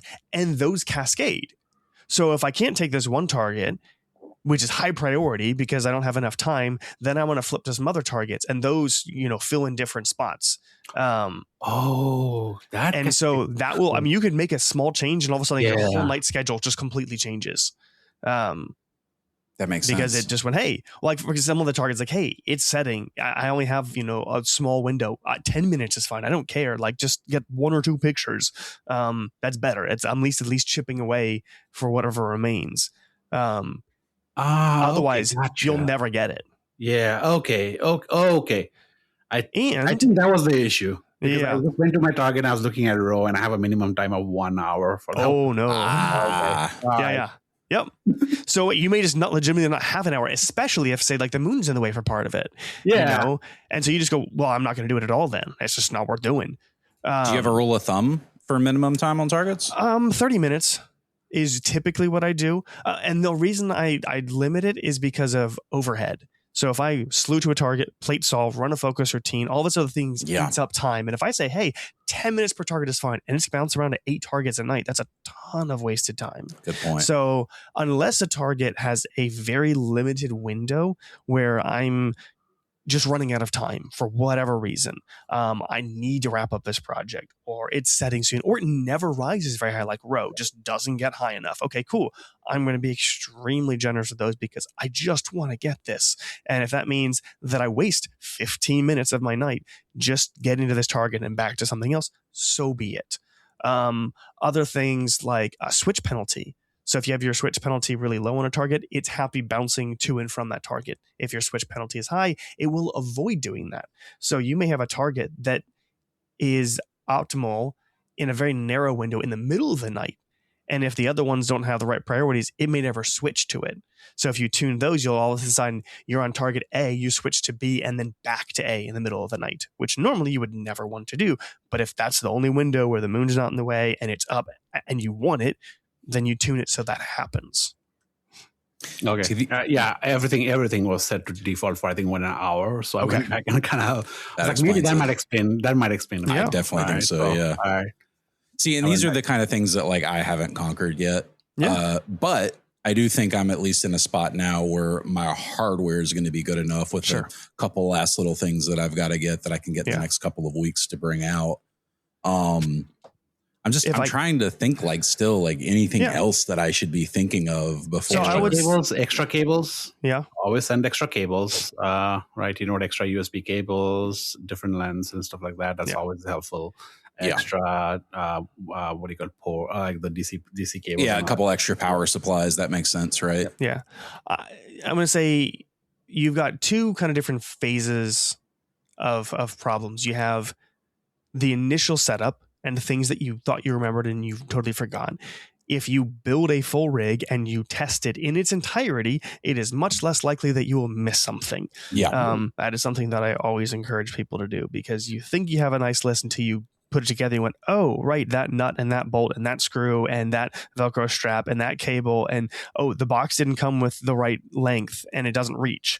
And I need to go buy another one. And you don't know that until you put the whole thing in its entirety together. That's one thing I'm quite happy about, and I think I've done a really good job of. Let me see if I can point my camera. Yes, here. Did you put markers? Did you put markers for your balancing point as well? Right. I'm actually in the process of doing that right now. It's funny that you mentioned that. I got a new paint pen because I'm gonna do that. I was like, make sure you have those because especially when you have your focuser dialed in versus dialed out, right? I mean, that shifts your balance. Yeah. So I know we brought it up in the Discord, but for harmonic mounts, you can't do any sort of balancing on the mount because they don't. There's no loosening the clutches. There isn't any. And so I know I suggested to one of the members, just take your entire imaging train, try and get it roughly in focus, and just set a pencil down or something else skinny, and just set the mount on top of it, the entire thing. And just slide it in there until you find the point where it's roughly even, and you mark that spot so that when you put it on your mount, you're roughly even. For harmonic mount, it does not need to be perfect. But if you're wildly out of balance, it's not helpful. Yeah. And I'm actually not going to be putting my AM3 down there. I'm going to be using my CM26. Okay. I wrestled with this for a long time. But I love my AM3 and I haven't gotten a chance to play with it enough. And I've heard so many people say like, send your worst mount. I would not recommend that. No. I would not say that. So here's the thing. Like, I have a Star Adventure GTI. I'm not sending that to I wouldn't send that. Yeah. Even though technically it could run the rig, I'm not going to send that. Well, I don't know if it could now. It's a little more heavy. Here's the thing. The AM3's benefit, the biggest benefit is its lack of size, how light it is. That's irrelevant at an observatory. Yeah. You're mounted on a pier. We don't care how heavy it is. Exactly. Yeah. It just needs to be there. Can it do its job there? The 726 can do its job. I don't care that it weighs 3 times as much. Yeah. Cool. Let's put it there where that weight isn't a compromise. And that actually makes things easier for them. For like, your marker is helpful as a starting point. That may not be the final balancing point when they put it all together again. Yep, true. It may have shifted slightly, that's fine. Yeah. So back to the kind of phase one of making sure you have all of the stuff, packaging it well so that it makes it there safely. I thought I had done that once, and one of my scopes got damaged pretty severely in shipping. You told me about I this. had done a not adequate job of packaging it, and I paid the price for it. Making sure everything is tightened down. Nuts and bolts and washers in all place of those where they need to should be nice and tight. Put Loctite in there, the appropriate type, that can be broken loose if needed. Blue. But like, I think it's blue. I think it's the blue one. The red one is the one you can't break. Right. Well, not easily. Actually, one thing I would recommend is a lot of the times in front of your, like, let's say if you have your, your scope protruding out, put something in there to stop it from sliding back. Oh yeah. Very good. Stop screws and stuff like that, right? Yeah. That I've had instances where I was trying to tighten something and everything else, and I've had things like kind of just slip aside because I just loosened it. Yeah. And thankfully the soft screws. Yeah. If your scope is only held in place by, the dovetail ring, it's like, hey, are those thoroughly tightened down? And this kind of moves into our next phase of like what happens afterwards is like, hey, maintenance check, like 6 months in, as it's gotten cold and hot and cold, like make sure everything's still tight, that's a request to, the observatory. Hey, can you do a pass? Here's the safety points that I need checked, check all the clutches, for the saddle, check the dovetail rings, any other critical points. Like I'm going to be at the observatory, actually in a few days, and I'm going to go check on my 135 setup. Mine is bolted together in all sorts of fun ways. Because it was never designed to be an astronomy rig. I made an astronomy rig out of it. And so I've got, 4-inch long bolts going through the thing. And it's like, all right, I put Loctite in there. It's like, hey, but I need to go sanity check. Did those move? Because even if it's like, I've done it in such a way that it'd be really hard for it to fall apart, but if it's not tight, that's play, that's slop, that's slack, and that ruins pictures. Yeah. So I've got to go make sure all of that's there. So first step is just making sure you have everything that you need and some spares for some of the things like, hey, USB cables fail. If a power cable, we don't have an extra one to test with. I don't have a known good, honestly, an underrated one is just a 12-volt power supply with a single, 5.5 by 2.1 jack. Yep. Just a spare one of those. Like, hey, I can't tell if your power box is causing an issue for your camera. Cool. Plug the dedicated power supply into the camera. I've eliminated your power box entirely. Does it still work? Or doesn't work still? No. Okay, something wrong with your camera. Hey, it works. Okay, something's wrong with your power box. We can isolate those. Then just the general maintenance of, hey, how do we make sure that this stays operating in peak? I have a question about that. Yeah. What about belts in our mounts? Mm-hmm. Do they require any sort of like every couple of years maintenance? Do you need to grease them? Like, because I know they come with a lot of factory grease from the factory a lot of times, but like, so that's gonna vary depending on the vendor. They should have documentation on that. So some mounts absolutely do have required or recommended maintenance. Do people do them? Probably not. Do they understand that people aren't going to do them and design to an extent to accommodate that? Maybe. Ironically, the more expensive ones are much more strict. If they have maintenance, they assume you're actually going to do the maintenance. If you dropped 20 grand on a mount that requires maintenance, you're going to do the maintenance. Yeah. And there's no tolerance if you don't. Then obviously, the more expensive the mount, the more, tight those tolerances are, the more those little things matter. If you've already got, slap and, slack in all these different places, like, what's one more you're fighting against? Some like the AM3, AM5, I think those are sealed systems. I don't think there's a way to get in there and do anything. If you're doing that, that's like, catastrophic repair. You voided your warranty. The best thing I can say is just read the documentation. Yeah. Good call. How about for like your astrophysics mount, Parish? Is there required maintenance for that? I don't think so. Even if it is, it's probably a very long period. I don't think I have my manual in there somewhere, and I'll take a look at it. But I don't think it's it doesn't require. But I want to say like the Mighty, for example, it does have maintenance. Yeah. Have I done it? No. No. So I got to use Mighty, and it's a Series 5, whatever not the current one, but one back is. So USB micro. Or mini USB. Mini, is that the fatter one? Mini USB? Slightly. Yeah.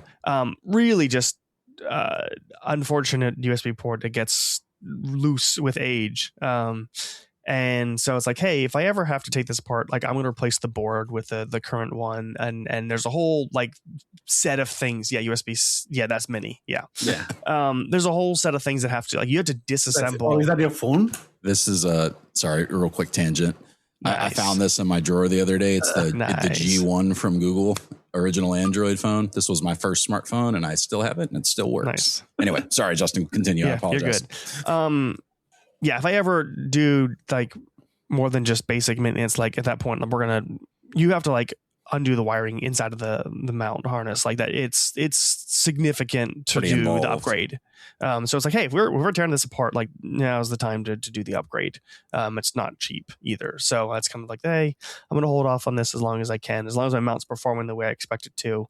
And I'll talk to the observatory while I'm there and say, hey, is there anything recommended? What grease or whatever do I need to order for that? Ironically, the biggest mistake that I see people make is not staying on top of targets. Because if you're used to having to set up and tear down every night, setting up your targets is just part of the process. Yeah. It's so easy when you're remote to just log in, hit play, and walk away. Yeah. And if you're not using something like Target Scheduler, and you're manually sequencing all of your targets for the night, you might accidentally end up with like 80 hours of HA on a target and no luminance. Or like I used to do it, like I'd duplicate targets and I'd have the rules for when the moon was up. Well, the problem is the moon's up at a different time depending on, if it's waxing or waning. Yep. And so if I have it in the wrong order, it literally would skip. Mm-hmm. So I'd say, hey, don't do the luminance until the moon rises. Like, well, the moon was rising from the beginning and then it set, and now I'm not getting any luminance because I flipped to HA already. Or in Target Scheduler, you just don't give it enough targets. And so you end up just not taking pictures. That actually happened to me. I was testing my first 2 plans in Target Schedule after we got everything set up, and I had NGC 7000 and I believe it was Bodes and Cigar, that area. Yeah. And I just set it for like 300 images, get the best 80%, I believe it was, kind of basic settings. Sure. And I eventually got to the point, and it was close between the two, but one finished before the other. Yeah. As it would happen. And there were times when it wasn't imaging, and I was like, wow, I need to have more targets in there. Yep. So, yeah. So it is a wonderful thing. That is why you're sending your scope there is dark skies and lots of clear nights. Yeah. And so it's very much a first world problem, but it is a problem. And if you're not prepared for it, you're suddenly going to find yourself going, oh my gosh, I finished everything I wanted to do for the season and I've still got tons of time left. I got to go find new targets. Yeah. which is another reason why I take long sets of images. And I totally am going to get right behind you on that. When I put my 135 in, that was, I think, August or September. And, by the time, I think it was like February or March, I checked and I had like 600 hours. Wow. Yeah. And it's like, obviously it's winter, it's long nights. I get that. But it's like, I had like 600 hours worth of data. Like, that's ludicrous. It is. I mean, that's a lot more than most people get in the average year that are setting up. Absolutely. And that was one season. Yeah. And so it's like, all right, I need to change how I think about this. How do I plan for this? How do I make sure that I'm making the most of what I'm spending this hard-earned money on? I don't want to waste this. Yeah. Shooting Pleiades for 100 hours is probably not useful, Mm-hmm. Let me go find a target that would merit that extra time.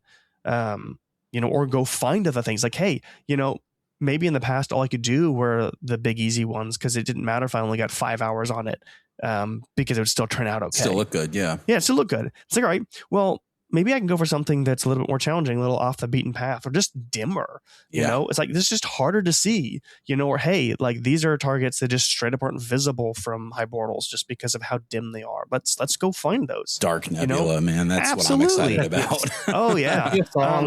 I'm just starting on those. I haven't done a lot of them. I've mostly been doing, like faint, like supernova remnants and that kind of stuff. And it's like, hey, like the squid, like it just takes time. Truly, because listen, one of our new members in the Patreon the other day, he got on Discord and we were chatting and he sent me one of his images and I was like, what am I looking at? Like, I literally didn't recognize it. And I asked him and it was a wolf rayet that I had never observed before. And there's not even that many wolf rayets out there, but nonetheless, I mean, there you go. Right. That's like putting time in where you otherwise wouldn't. Absolutely. There's no shortage of targets out there if you know how to look and you know how much time to spend on them. Right. And then the fun side effect that comes along with that is storage. Okay, so this is going to be an issue because, man, storage has gotten just absurdly expensive. Yeah. I went and looked at SSDs the other day. Oh my gosh, I'm so sorry. Forget about it. I mean, a 2 terabyte SSD was, I want to say like $250 for like not even top brand, like stuff that you literally paid less than half for a year ago. Yep. And it's not going to get better. So like, what do we do? Like what's slow storage, a good scratch drive? So absolutely. You should not be storing long-term storage on SSDs. Absolutely. They're at least at this scale. So I have 4 setups. So 4 permanently mounted setups on piers between 2 different locations. I have this problem to the nth degree. Yeah. I want to say that I have 2 servers that are redundant. So one backs up the other. They each have 60 terabytes of total capacity. They're about half full, and I want to say about 20 terabytes of that is astronomy data. Yeah. I'm thinking like I got 30 terabytes total in my whole house right now, Right. So what I have done is refurbished enterprise hard drives. So if you think about something like Backblaze or any other data center, they're using the biggest drives they can find because they have a finite amount of space. Mm-hmm. And so, hey, 30 terabyte drives came out. We're going to slap a ton of those in there and we're going to pull out the old 12 terabyte ones. I'm looking now, refurb Seagate, $289 for 16 terabytes. Right. That's not that bad. Yeah, but I mean, if you go for like 4 terabyte ones, those are cheap, right? I mean, those are like, I think, normal price ones, right? But it's anything over 10 terabytes is like, I think, has got up in price. But if you're looking for like 8 terabyte ones, I think those are still not that more expensive. What would you do then? Like get a computer with 6 SATA ports, plug them all in? Would you roll your own NAS? Like, how would you go about that? Yeah. So you've got a couple different ways. If you don't want to build your own computer, you can just get, a Ugreen or some other type of NAS storage system and just plug some drives in. Yeah. Buy from a reputable place, whether you're getting that new or used. Make sure that you have a clear understanding of the warranty that it does or does not include. Some if you go to Amazon, there's a difference between like, recertified and refurbished and used. And someone that's like, hey, you get a 90-day warranty. That's not enough. No. It's like, hey, we give a 3-year warranty or 5-year warranty. And I've had a place where they gave me a bad drive. I said, hey, this is a bad drive. I sent it back. They gave me another drive. I said, hey, this one's giving me worse values. Give me another one. And they didn't complain ever. Just, we're so sorry that happened. Here's a third one. And cool, done. No complaints, no arguments. Test your drives when you first get them before you put any data on them. Run the full suite of, smart tests, especially if you're getting a refurbished one. Give me your health report. How many times have you failed something and had to, write over it? How many times have you had a bad place you just had to mark off? What is the manufacturer's recommendation where it's safe? A small amount of this is okay. This part never should have a number. Hey, this got shaken like drastically. This is not safe. And then understand that no matter how big you build that up, that's not a backup. So storage in and of itself is storage. And even, a RAID array. RAID is not backup. You have 2 drives that copy each other. If I delete it on one, it's deleted on the other. Yeah. It's gone. And so it gets even more expensive because now you have 2 or 3 copies in various places. And so that's when you maybe look into either some sort of online platform like Backblaze, which is a pretty cool platform. I don't think you can use like a Ugreen or a NAS or something. It has to be like your own computer. Basically, Backblaze? Yep. You pay a fixed fee for their like home backup plan. And as long as the drives are inside of the computer, they don't care how much space it takes up. It could be 60 terabytes. They don't care. As long as you have the capacity, they have the capacity. Gotcha. And you pay a fixed fee every month. Because here's the thing. Like, let's say the drive's $200, $300 for them. Well, if you're paying $8, $10 a month forever, it didn't take that long for them to recoup that money. And a lot of people don't consume that amount of space. We're kind of the oddballs. Yeah. In my case, I have 3 copies of my data. So I have a server where everything gets stored. That's where I actually pull my data from. I work on it. I have another server that is backed up from that one. And that means if I delete a file, I can recover it. And then the last place is a physical offline. And at this point, I have multiple of these because they don't make big enough ones. Just regular external drives. Plug it into a computer, make a copy of it, and then unplug it. Put it somewhere else, different location. Offline. My 2 backup servers are in 2 different states. They are not close to each other. So, God forbid, fire, flood, theft, I'm still fine. And then if for some odd reason someone hacks into the computer and then gets the other computer from that one, the offline copy protects me from that. Is that sort of paranoid? Is it overkill for astronomy data? Absolutely. But I don't do it just for astronomy data. It's all of my personal data. Yeah. All of it is encrypted. And that key is not something that's stored in a way that someone else could recover it. So if I'm gone, unfortunately, no one's getting my astronomy data. I'm really sorry. But again, I don't care about the astronomy data. It's more of all the other data. Yeah. I wouldn't want just disappearing and going somewhere else when someone walks off with my computer. Now, how about locally? Mm-hmm. Like we're talking at the rig. Sure. How much storage do you think is a reasonable amount, considering we have things like robocopy and automations to copy over the network? But still, you want to have a reasonable amount of local storage, right? Sure. So I think that you, at the bare minimum, need enough for, let's say, 3 to 5 days of imaging to stay on your computer. What happens if the internet runs out and you can't log into your machine? Still clear. You're still taking pictures. Your sequences are running by themselves. If you've got, Target Scheduler, you can't get to your data. Yeah. You don't want it to fill up overnight and then just stop taking pictures. That'd be really unfortunate. Obviously, an internet outage shouldn't be that extended, but you provide for that resiliency just in case. I have another. You just reminded me that my mini PC that I bought for this rig, it's got a spare M2 slot, and I've got a bunch of M2 drives that are just like 256s laying around. I'm gonna slap one in there. Why not? Absolutely. Right? Yeah, absolutely. Make a local copy. When I sync my data, most of my machines, I have some sort of duplicate. And so it's like, hey, either an external drive plugged in or an internal extra M.2 slot. And I'd make a copy locally before I even push it out. So it's like, hey, it's going to take time, whether you've got super fast internet or you run on Starlink, which has kind of slower upload speeds or whatever. I want 2 physical copies so that if something gets corrupted, I have a way of recovering. I would say I was looking at my drive as well. So I was lucky. I don't know. I find myself lucky is because I actually got a few of the 4 terabyte ones when they were on sale. I bought like 4 or 5 of those.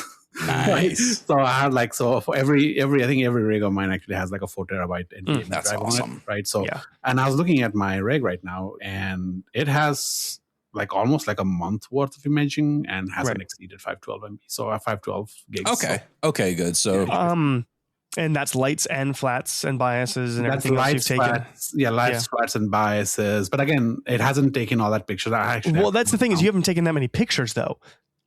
Right now the weather's been crap. The weather's been crap. I still have like at least like 7 or 8. At least I would say at least 10 nights for sure. More than 10 nights for sure. Right? Yeah. And it's like 142 gigs right now for 10 nights. That's not. And that I think that, including like some of my archive stuff as well, is still in there. Haven't moved those out, so it's not that much. The other big thing that dictates that is what camera are you using? Yeah. The 2600, so I was like, so it's APS-C, so it's not terribly large files. If you suddenly go to the 6200, full frame, or God forbid medium format, like one day your file sizes balloon. I laugh because my C11 has a QH wide 294 in the default bin 2 mode, so it's 14-bit at 11.7 megapixels. So they're a joke. I can have like 5 months on there and not even notice. In comparison to the IMX 571 sensors, which are full 16-bit, APS-C sized chips. And during winter, guess what? Depending on how far you are from Central America, from the where the nights are even, if your nights are really long in winter, you're going to be consuming a lot more data every night. A lot more data. Very good point. And depending on where you are geographically, like maybe winter is just clearer for you. So you have more clear nights. So you're compounding those long nights with more of them. Shooting from like 6 or 7 in the evening till like, you might get like 10 or 11 hours. Yeah. I mean, even here in North Carolina, like when daylight savings time, it's like, Justin, it gets dark at like 5 o'clock locally, and then like astronomical darkness probably about 6:30 right in the winter. Yeah. I mean that's a long night. You can't leave from home and get there before it's dark. Now, are you, this is going into a little bit of a different direction, but are either of you considering like a Southern, or Justin, I don't know, maybe you already have one. I haven't ever asked you, I don't think. No, I don't have one now. I'm definitely considering it. I think the problem for me is the Rokinon 135 build was sort of I have most of the parts laying around build. Yeah. My AM5, which is massive overkill for that. I love the picture when you see the 135 sitting on the AM5. Yes. I had literally had that mount laying around. So it was running an 80 millimeter refractor before, and I got a used Mighty. And I said, well, the Mighty's going to go for the refractor, and I'll take the M5 home. I literally shipped it home and then shipped it back when I put the Rokinon out there. Because, again, kind of the recommendation I had to you was the M5 is a travel mount. It's so beautiful because it's so lightweight. Yeah. So if I got this heavy, wonderful Mighty mount, like let's put that out of the observatory. That's an observatory grade mount. That is where it belongs. That is where it's best served. I don't want to lug that around and set that up. That's a monster. So put it where it belongs. Let it sit there, and then let me take my travel mount home. And I had it for all of, 4 to 6 months. And then I realized I had all of these parts laying around that I could build into a setup. And then so the problem for me is that if I want to do something Southern, I don't have anything. Yeah. So you got to build a whole new rig, basically. Right. Yeah. So, and then that opens up the Pandora's box of how wide do you want to go? How deep do you want to go? Because it's a whole new field of targets. No, it's not even that. It's just how much money do I want to sink into it? Yeah. Because definitely look at it that way. I literally had everything I had was handoffs. Yeah. So, I think I had to buy even the filter wheel I didn't have to buy. I think I had it for something else that I didn't end up using. The filters were cast off from something else. So I'd upgraded the refractor. Ironically, the refractor is basically Theseus's ship. Every single component on there has been replaced. Is it the original refractor? No, it's not the original setup, but it's basically the same. So the telescope was the one I damaged in shipping. So I replaced it with another 80 millimeter refractor. So focal length is effectively the same. Yep. But it's a completely different scope. Yep. The camera, I replaced one IMX571 camera with another one. The filter wheel, the original filter wheel on it also got damaged in shipping, so I had to replace that one. The filters I upgraded. So those changed out. Yep. I replaced every single cable. I accidentally dropped the computer while I was there, so I had to replace the computer. I replaced the power box on it because I was having an issue with the camera and they thought it might be the power box. So I replaced that. I literally replaced the power supply on it that was distributing power to everything because the new power box needed a different one. So there's like nothing left. And so most of those cast offs just kind of went into a pile and I shipped it all back home and said, all right, I upgraded the filters. So these are not as good filters. They have some halos, whatever, but I'm not going to throw them away. Like they're money I spent. So I'm going to put them aside. They're 2-inch filters. Yeah. So I guess I had to buy the filter wheel. I had to buy a focuser because the Rokinon 135, the 3D printed kit specifically wants an ASI, the ZWO focuser. Yep. I didn't own any of those. So I had to buy that. I bought it right before they got rid of the old one, which is good because that's the one I wanted. Yeah. That's what I have 2 of the old ones. Yeah. I mean, that's what the 3D print was made for. So that's what I got. I had the camera, I had the mount, I had the filters. I had to use a planetary camera instead of a guide camera because I needed the 90-degree bend. Because the guide scope sits practically flush with the filter wheel. Dude, I had that problem with this, and I was so happy that the little handle that comes on the ASCAR, and you can order another one for $60, which I actually ended up doing, so I could mount the SV Bunny. But anyway, it allowed me to slide it forward enough to where I could still get a good bolt on it. And Parish, it's actually the William Optics guide scope that you gave me that's still writing on it. So that's the one that's going to be out there. Thank you again. Nice. I was thinking because I already have my Southerns built out ready because I still have an EQ6R that I barely use. So the EQ6R, I think is the board died on me. So I actually ordered a PCB board from them as well. And I got that fixed up last year. So it's up all running now. So the goal is once the AP1100 goes to this one, this is going to take its spot there. Okay. And then the AM5 is just still going to be there. So it's going to be either send the AM5 or probably the EQ6R will probably go to the Southern Hemisphere. Right. The only fun thing with the EQ6R is you're definitely going to need a camera on there because there is no retention of where it's pointed when it loses power. It thinks it's pointed at Polaris as soon as it loses power. No matter where it's pointed. So any sort of slew commands are useless. You have to look at it and manually trick it into going where you need it to go. Most likely, the AM5 is probably going to go. Right. Okay. Because I'll probably get the SAL 66 when it comes out. Yeah. Oh, I want the SAL 66. That is probably going to be my home observatory mount. There you go. And then the AM5 will probably get shipped out. And then EQ6R, I'll probably sell it. Because you should, I had one and I sold it. It was sitting in a corner. I was like, exactly. That's what it's been. And I still have a few scopes that I barely use. I have an ES127, the carbon fiber one. That I barely use. That one I need to sell. I have a William Optics Zenith Star 103 or 104. Okay. That one I need to sell. Nice. I'm trying to see. You're like me. I got a bunch. I got a lot of scopes and a lot of other processes that are just sitting around. So I still have a Z61 as well, which I was using as a guide cam for a while, and a guide scope for a while. Yep, that's so funny. That's such overkill. I was like, all right, I could probably use it. I was like, all right. I think that was the one I was thinking about kind of sending over to Electric as well. I was like, hey, just mount it on top, use it as a guide scope, blah, blah, and so on. Once I do sky modeling, honestly, with the astrophysics mount, I can pretty much go unguided for 10 minutes. Right. Yeah. Oh, yeah.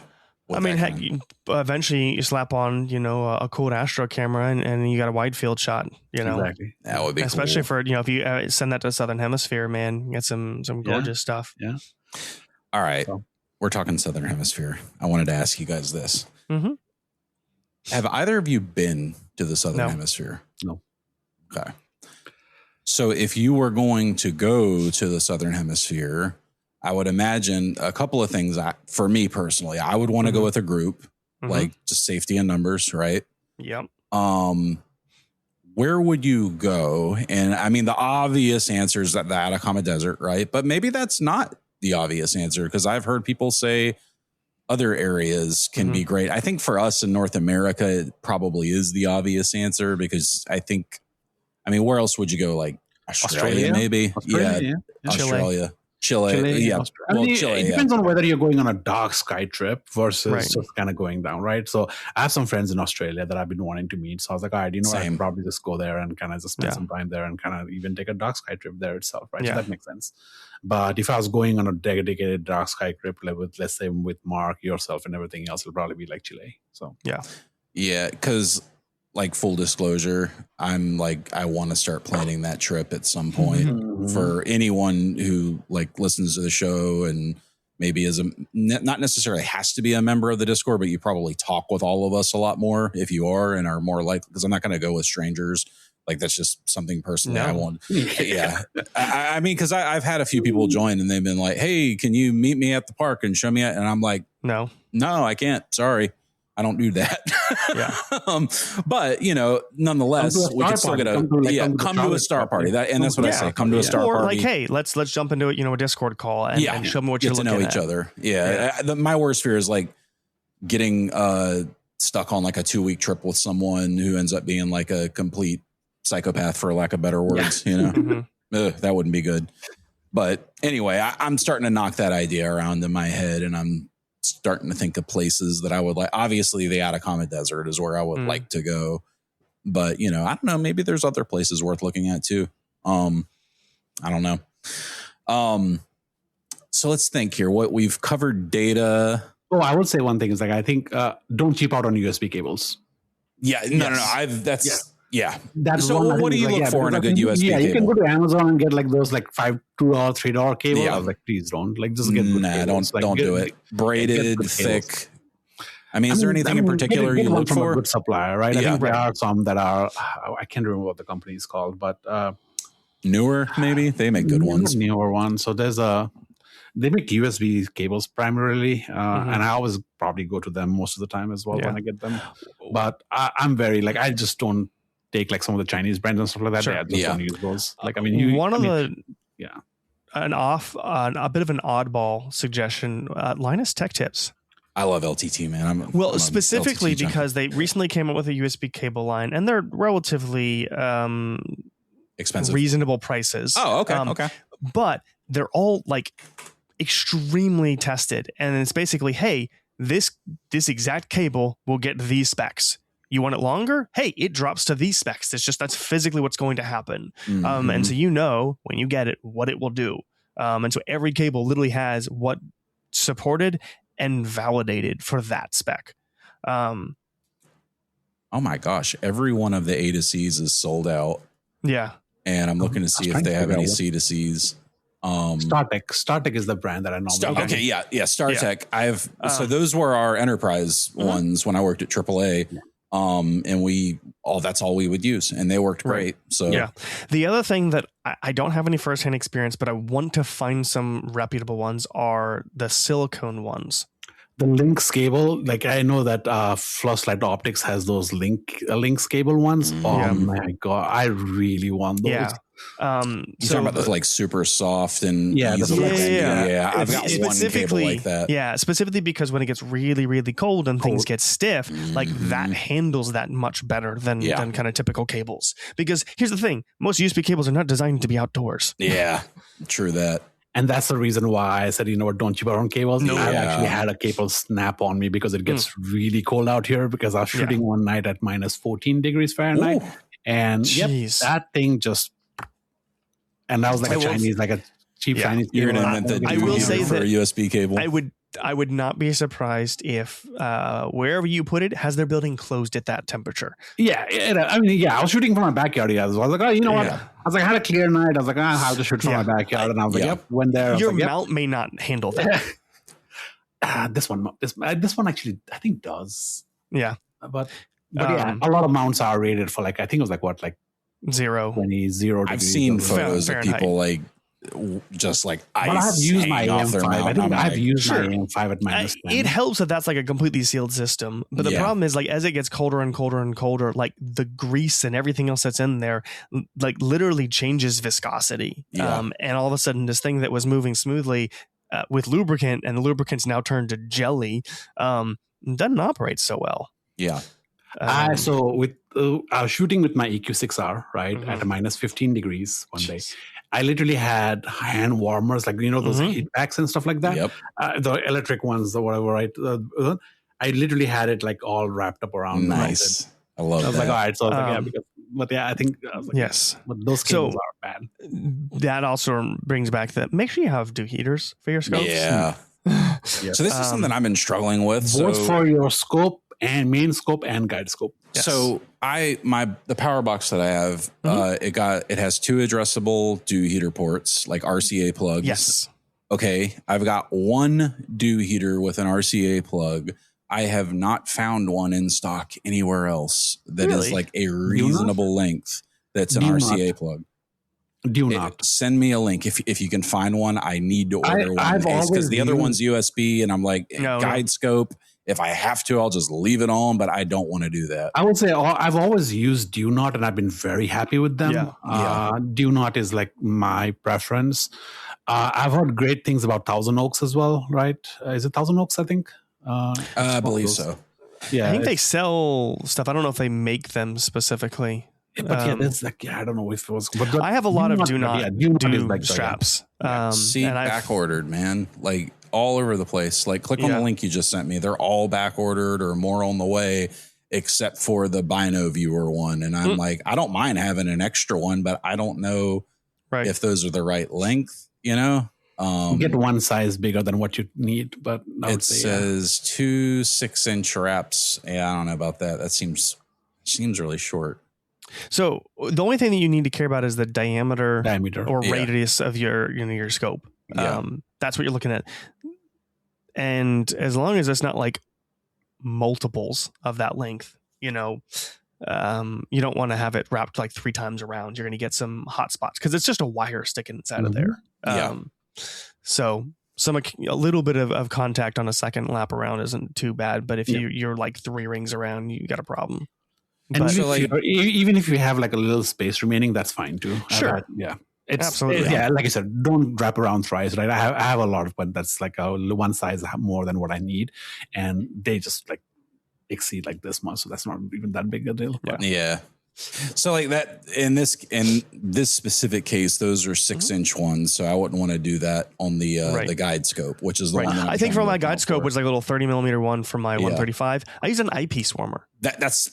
I might have it backwards. I might have the good one. So here's what I could potentially suggest, right? If you don't find one in stock, right, send me the scopes because I probably have like 10 or 15 of those dew heater straps, honestly. Okay. Right? I might have one that's just lying around you could potentially use for the time being until you get one. And so when you get one, just, all right, cool. I would greatly appreciate. I'm doing everything I can to make sure that's like the one thing that I'm missing is the right dew heater for that.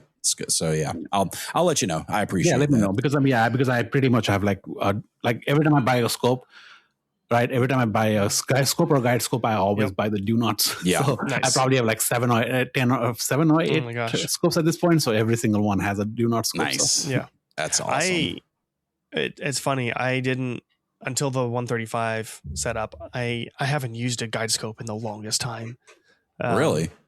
Yeah, I've been OAG. Oh yeah, OAG. Okay. And so I don't have a heater for that. That makes sense. So I have one heater that's sitting at the end of the scope. And that's that's been it for the longest time. So when I was building my little 135, I almost forgot one. I was like, oh crap, this is glass. I need something for this. Which actually, you know what reminds me, I actually got to reach out and have them check and see if the guides, they actually put a dew heater on my guide scope, because the installation picture doesn't show the strap on the guide scope. But I don't know if they added it later on, because they're like, it's dry out. Because I sent two, right? I sent one for the main scope, and I did send the one. So I gotta check that one as well, just make sure they have it on there. But dew heaters are. Is that guys? I've had like, especially here because of temperature fluctuates. Like I mean, things can get like temperature drops so much that I've had guidings ruined before. So that's why I learned my lesson. I'm like, now it's. With OAG, I don't think I've ever had to have. No, I've never done that. The only time I've ever done anything more was on a Newtonian. So I had one dew strap towards the front, and ideally you would have like a heater underneath the secondary, but I didn't have anything for that. And then I had to put a giant strap around the back by the primary mirror, because the primary mirror was actually starting to fog over. Do you have to worry about the imaging train at all? The fan, because normally with the Newtonians, I've always used fans. Yeah, it was a pretty cheap Newtonian. I don't think it had a fan, at least not near the primary for sure. So the imaging train is hanging off of the secondary. And the imaging train, mostly the camera, is producing its own heat. Yeah, good point. And a lot of the imaging cameras, at least Astro cooled ones, actually have a small dew heater on the glass. And so they have one built in, and that is sufficient to keep them free from fog, with the exception of extremely high humidity if you try to cool too far. Too fast as well, right? Not even too fast, but just too much. So one of my cameras was a QHY camera, and I was trying to cool it just to too low of a degree. So it was heat of summer. I was trying to hit like -15 or something, and I could physically get there, but before hitting 100%, but my window was literally fogging over.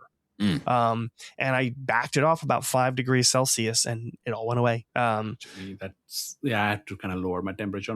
I definitely found that if you absolutely max out the differential when it's really humid, the dew heater is just not sufficient on the cameras sometimes. Which reminds me, if it gets really humid, right? Do the roofs close on your observatory? That's a judgment call from them. Probably not. Okay.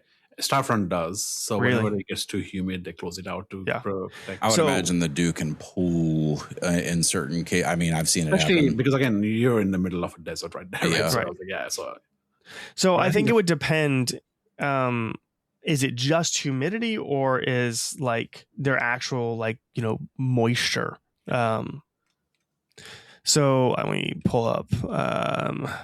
This is something that's along the lines like if it gets too humid, they'll close the roof and stuff like that. So they've closed the roof down a few times. A lot of times. Humid. And you're looking at, I think it was like 99 to 100% humidity at that point. Sure. Yeah. I mean, here's the thing. Like the dew point is getting really close. Like that's when everything starts forming. And it's like, that's probably a point where it's like more dangerous. Like, hey, we've got like humidity in the air, but it's not settling on anything.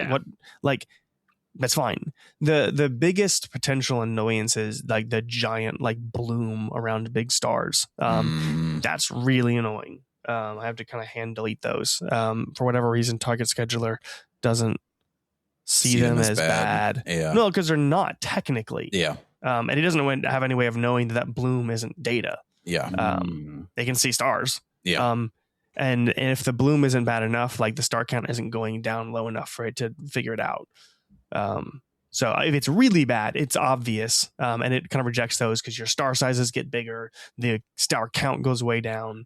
But if I've got a ton of data, I kind of have to I just hand reject all those, and it's not hard to blink through that and delete them. And that's not like 100% humidity. That might just be 80% or something. And it's just like, hey, I'm pointing at a spot that's just got a lot of moisture in the air, and it's just messing with my shots. So we get some of the craziest like microclimates down at Gale Rigsby. Like it's unreal. Oh my gosh. When that dew point hits, man. Oh my gosh, that was crazy. You were there that night, right? Yeah, we were both there. We were hanging out, And it was like beautiful 1 minute, Parish. I walked inside my building. I came back outside. I couldn't see. It was unreal. Like this fog just like out of nowhere, just instantly. And like that was it. We were cooked. Like we couldn't, everything was covered in water. There's fog everywhere. Like it was nuts. I'd never seen visibility was garbage. Yeah. We had to drive so slow getting home. Yeah. I was just looking at I was like, the roof opened up in a storefront and it was actually starting taking pictures. So nice. But there's, I think, clouds passing right through M81. It's taking hydrogen alpha and clouds are passing right through it. So I was like, all right. Yeah. So here's the question I wanted to ask earlier. We were talking about target scheduler and how great it works. One of the things I was thinking about, where does guiding calibration come into play in all of this? Because, and forgive me, I could be just ignorant on this, but like, isn't it true that after a meridian flip, it can sometimes be very advantageous to do a guiding calibration? I mean, is it it does, I think. So there are some, let me think about this. So it does do a guiding calibration after meridian flip automatically. Hang on a second. Not the calibration you're thinking of. Right. It's it's a resetting the what do they call it? It's not. It restarts guiding. Yeah, it restarts guiding. Yes. Okay. But I have it in a sense that actually does the calibration. I think, if I'm not mistaken. Yeah. So I'm thinking like where it counts your north step and your south step and your east step and your west step. No. Here's the thing. If you're like PhD2, you can tell it, and because there's two different ways your mount can handle the directions when you flip. And it's really obvious if you got it wrong. Because every time it sends a correction, your mount will go in the wrong direction. Yeah. So it either flips the side of pure information and it basically does the math to send everything in the other direction, or it doesn't. And PhD2 needs to be told that. Now, if you were using like old school ST4 style, maybe you probably would need to do something like that.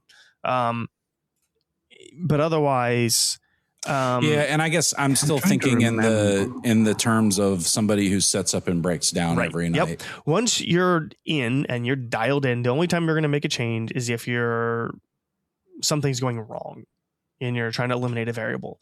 I think if you rotate your camera like a lot, you really should do a new one.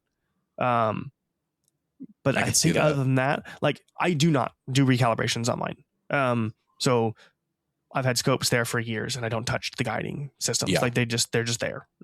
We did our calibration. We did all our darks and everything. It knows where things go when it does them. That's it.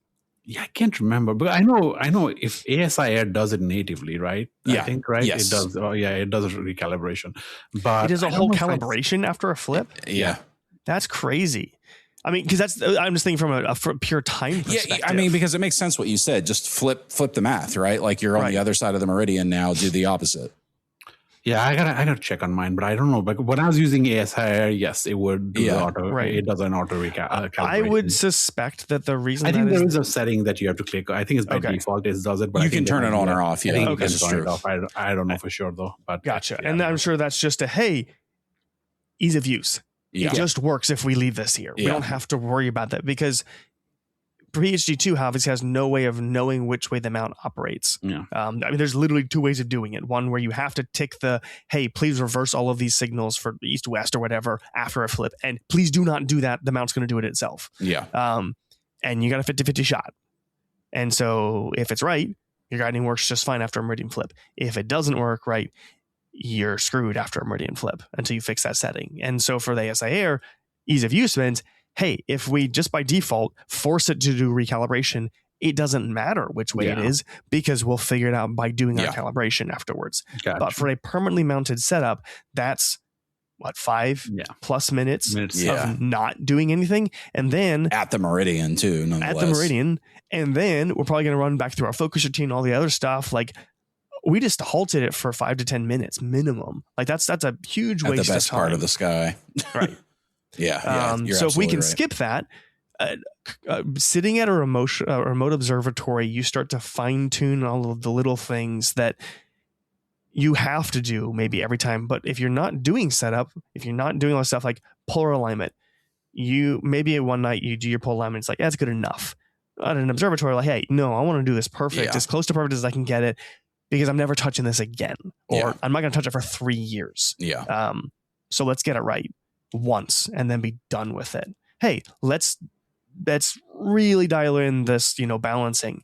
When I went to the Sim 70 and I had to learn 3D balancing, it's like, oh, this sucker is so smooth that like every axis matters. 26. And now I got to worry about like left, right weights. Holy cow. All right. But I got to do this because that optimizes it for just consistently getting pictures. Because when I'm setting up and tearing down, if I have a bad night, I don't know why there's too many variables. Yeah. But when it's permanently set up, you can chip away at those variables until there's nothing left. Yeah. And anytime something goes wrong, you have a pretty good idea what happened. And if not, you know how to eliminate those. Me, you actually need to get, like, if you're ever using a filter wheel, I actually need to get like a filter wheel. What do you call it? I need to get like the counterweight for the filter wheel. So I think which company, I don't know which company but they make those, that actually mount to your camera. Right. There's like a small weight at the end, because that's one of the issues I have right now is like, it's not perfectly balanced because of the filter wheel. Yeah. Wow. Yeah. Because the rotator kind of moves things around, right? Right. So you want to make sure. Right, because you have a rotator. Yeah, I have a rotator on it. So yeah, I was like, so I need to have a counterbalance for the filter wheel, for the rotator. Yeah, so most of my setups, all but one, don't have a rotator, so I don't have to worry about that. Like, yes, it might not be, depending on the orientation, like it might be sitting off to one side, but I put a weight on the other side and we're done. But I'm not rotating, so I don't have to deal with that.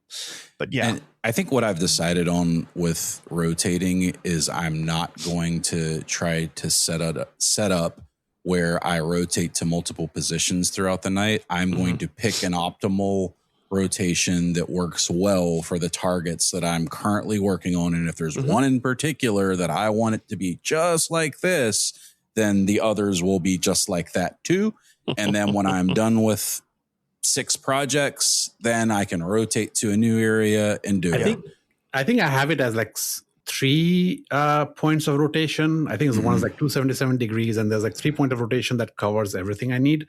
And I think, but default is like, hey, if it does not need to be rotated, right, I'll probably use this. Rather than using rotation, I'll probably just take extra. I'll probably make it a mosaic, right? So row, that's what I'm actually doing right now. Right. But rotation is like, well, for some targets, like it does make sense, right, to kind of rotate it. I was like, even like the rotate after flip and all that stuff, I don't do that. I was like, I don't bother with that either. To me, that's, I mean, if you have like something like a Deep Sky Dad or an Altair, is it Altair? Whoever makes the other one, the flip flat on attack. That can work because you just cap it, take your flats right then. The problem is, like, if your rotator isn't like micrometer perfect, now your rotation is off on your flats. Yeah. And so this is true. Ideally, you take your pictures, you cap it, you take your flats, you uncap it. The problem is, like, for example, let's say you have the Wonder Astro. Those just cover more than the scope. There's a lot of light bleed if you're the wrong size, and you're not doing that in the middle of the night. That's not an option because you just you're fine. Bright white light to everybody during the middle of the night. So that's you may not do that. It's sorry about the noise. It was my PhD to Lost Star because of the that's my not my favorite because of the clouds. So it was kind of talk about last minute. I'm currently 3D printing another dew shield for my Rokinon. Oh, nice. Yeah, I need to print one. I just wait. No. I got one. I'm good. I'm good. So I have the cinema lens version, and I got it used, and it didn't have the lens hood. And so all I could find, like retail wise, was for the regular lens. Yeah. And they're not the same. Is it square on the cinema one? The housing is just different, and the threading and for the twist on for the lens hood is just different. Yeah. And so they're not compatible with each other. And I was like, all right, well, I found someone who had, and it took me forever because all I could find again was just the regular one. But I found someone who had made a 3D printed lens hood for the cinema version. 3D printers are awesome. Oh yeah, and then I modified it because it twists onto the bayonet, but I've obviously got a bunch of stuff hanging off the end of it, and this net was never designed for that. So I extended the base where the bayonet is and brought that further down, because for a regular camera, that's not really an option. But for me, since I'm doing like M48 threads or M54, whatever, like I have a little bit of wiggle room. So it's like, hey, I can bring that down and kind of give myself a little extra structure. Yeah. Extend out the lens hood a little bit more. And I printed out a PETG, and that was fine. And it is fine. It's been fine. And I also created some extra structure around it so that like the flat panel is not actually hanging off of it.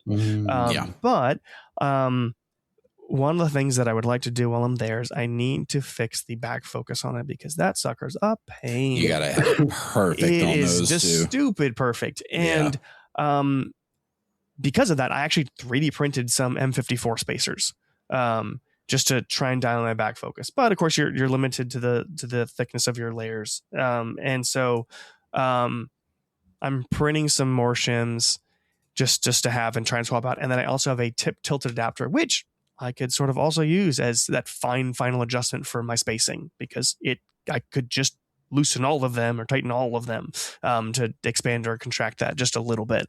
But I was like, you know what? I switched filaments from PETG to PETCF, or carbon fiber, inside of the PETG, which makes it more matte, which is another reason to reprint the lens hood. And then stiffer, sturdier, should handle better. Less compression issues. Yeah, I saw that. I don't have this backspacing for it. I don't think anybody would waste that much backspacing for this. I just maybe like just so everyone who's listening knows, I pulled up an image of the I guess it's relatively new, the Wanderer Astro electronic tilt adjuster. And I'm just like, who is this for? Scientific work? Not necessarily. The problem is when you buy a camera, there is no guarantee that the sensor is perfectly aligned on the correct plane. Yeah. And so if you're at a commercial observatory and you swap out your camera, having something like this where you can just say, hey, Mr. Tech, just install the camera, make sure it's approximately there. We're done. You don't need to worry about it. I can go adjust it, because you can adjust your backspacing, you can adjust your tip tilt, and they don't have to deal with anything. It just works. So I've seen, not this company or this model, but I've seen other, motor driven, electronic tip tilt adjusters at multiple people's systems. Really? Absolutely. Because again, we're trying to get this as perfect as we can. And this means we don't have to wait. It's a pain trying to walk someone through remotely. Oh, it's so doing difficult. Just doing it yourself locally is difficult. Yeah. And then trying to do that from, 1,000 miles away is worse. And so to be able to do this just automatically, either if their software can do it without you even touching it, or just looking at the system going, hey, we make a change, did it get better or worse? Make a change, get better or worse? Eye doctor over here. And the accuracy there is 2 microns, you can just perfectly nail something. And 5 millimeters. Wow, I didn't realize it was that thin. It's huge. It's just, it's only taking up a little bit. But to go, hey, I can make 2 micron level adjustments. I can't do that with my hands. And if you're dealing with a really tight tolerant system, that might be really, really useful. The reason I thought of it is we were talking about the 135. And when I first set up my 135, I was like, okay, what is all the fuss about? Because it looked terrible. I mean, the corners were just awful. Everything about it was awful. It took me dialing in the back focus, getting so many people were like, oh, it's easy to focus. See, I couldn't get a good focus until I put an EAF on it. Like I just couldn't. Right. So it took a lot of work, and now I've got it somewhere where I'm happy with it, but the issue I had with the EAF was if I'm fighting this battle of the better I bring the backspacing, the less travel I have for my focus curve. Yeah. And I'm legitimately running out of the ability to hit my V curve. Wow. Because why would that occur? I'm trying to, because it's not designed to go past infinity. Oh yeah. Okay. Yeah. Yep. I had to do the little modification. I did mine. Did you do the same thing? Yeah. And I'm still, but you're still getting there. Yeah. What I ended up doing, see that. What I ended up doing was on the ZWO focuser, I told it never ever go past this certain point. So no matter what the mount, whatever you get told, once you hit this position, stop. Yeah. Because what would happen is since it's just belt driven, it would slip. So it would go, and then obviously the V curve would look like an eagle, or a seagull or whatever. It would slip, and now all my numbers are wrong. So now everything I went to is now offset by whatever it slipped by. And so I just said, hey, here's the safety margin. We can go like 5 ticks past this. So this is where you stop. Don't ever go past this. But as I continue to, I think, remove shims, and I get better and better corners, I'm losing that travel of being able to go past infinity. So I've got to find the sweet spot where the corners are manageable, but I can still reach focus with every single filter. Yeah. That's the Oh, man, that's so tricky. Because I'm running full mono setup. Let me ask you. So, Justin, you did send me the link for that Rokinon Flange, right? And is First Light Optics the only place you can get it? Okay. I have the same flange. It was so easy to install. I love it. It's so easy. Why I need to get this because I have the 135. I haven't tested it yet. I've had it for almost 6 months now. I still haven't tested it yet. You better get tested if you want to use that. Yeah, exactly. That's what I'm saying. So I was like, all right. Do you got the ZWO click-on one? Yeah. See, I got terrible tilt with that. The whole thing will just hang back. Yeah, I have the ZWO one that has the filter drawer. The filter drawer, okay. Yeah. I've heard the filter drawer one can be a little bit better. I just have the straight up connector one. But I do have the regular one as well as the filter drawer one. I think I have one for Nikon as well. The plan was actually for me to also bring my Nikon 14mm and try to see if I can hook like my 294 on it. And see if I can take like a the Milky Way shot with the cooled camera. I love that. I was actually considering the same thing. But the problem that I ran into with that, and this makes me want to learn AutoCAD a lot better, talking about 3D printing, is not having rings to go around these various lenses and then not being able to really find rings that will properly fit them, Right. Dude, I mean, have you designed anything in AutoCAD before, or very basic stuff? Like I literally started on it just a few months. 360. Yeah, that's what I was using. Actually, Fusion 360. Yeah. It's easy, right? Honestly, it's easy I literally just printed. I think it was like yesterday. So I basically made cable guides for my telescopes. So I literally basically ended up printing took the diameter of my telescope, right? Put a little felt around that. And then I have screws. This kind of tightens it out to kind of this one. And then I have cable channels that are built in that I can easily route cables as well as wrap extra cables in. So I built like 3 or 4 of those, so I can really easily guide my cables so that there's no movement at all. Yeah. I did the same thing for those spacers. And a shim like this spacer is literally just a circle with another circle that's a hole, and then 6 smaller circles. Like that's like very simple to build. It's very simple. If you measure it, and then if I want to change the dimensions, all I need to do is change my extrusion. So I say, hey, how high, or how short do I want this to be? That's it. So then I can go make 50 copies of various heights, and I'm done. Yeah. So Justin, will you send me that file? Yeah, this is M54 specifically, but if you're looking for, I'm trying to think, because do you have the paid version or do you have I do not. No, so the free version just limits you to, I think, 10 editable items. Yeah. But you can toggle any of these devices and say, hey, this is read only. Yeah. That's what I've been doing as well. And I think I was trying to figure out, because I literally built out the mount rings for my 294 as well as this initially. And that's what I'd been using for a while. So I printed out, I mocked up this this support here. So this circle, big circle, is just the camera body. And so the dovetail plate sits here, captive nut, rectangular nut here, and then a bolt goes through here. So this is where the dovetail sits, bolt through here, and then the camera rests on this. because in my case, the imaging train is hanging off of the camera lens, which was never designed to have that kind of weight off of it. So by building, just here's a circle, cut out a circle from a rectangle. The rectangle goes on the plane, the dovetail, and I bolt it to it. We're done. And now I've got perfect support holding up the camera, and there's no weight hanging off the lens. That's a good point. I probably should just get in there and start messing around a bit. Yeah. And as long as you have measurements, it's really just shapes and measurements, right? Mm-hmm. Yep. So in this case, I made a simple thing. I just bolt this into the 3D printed kit that I bought for the Rokinon. It came with rings and everything else. Oh yeah, that guy. And because I have a cinema lens, there's no clicks for the aperture. It just smoothly spins. Obviously, I don't want that to move. So I found a spot that I could bolt to, and then I literally made this thing with teeth. And I measured the teeth on the aperture ring, and so I literally bolt this in place, and now the aperture ring is locked. So you get the aperture right where you want it, and then which is wide open. So in my case, you don't stop yours down at all? I do, but not with the aperture ring.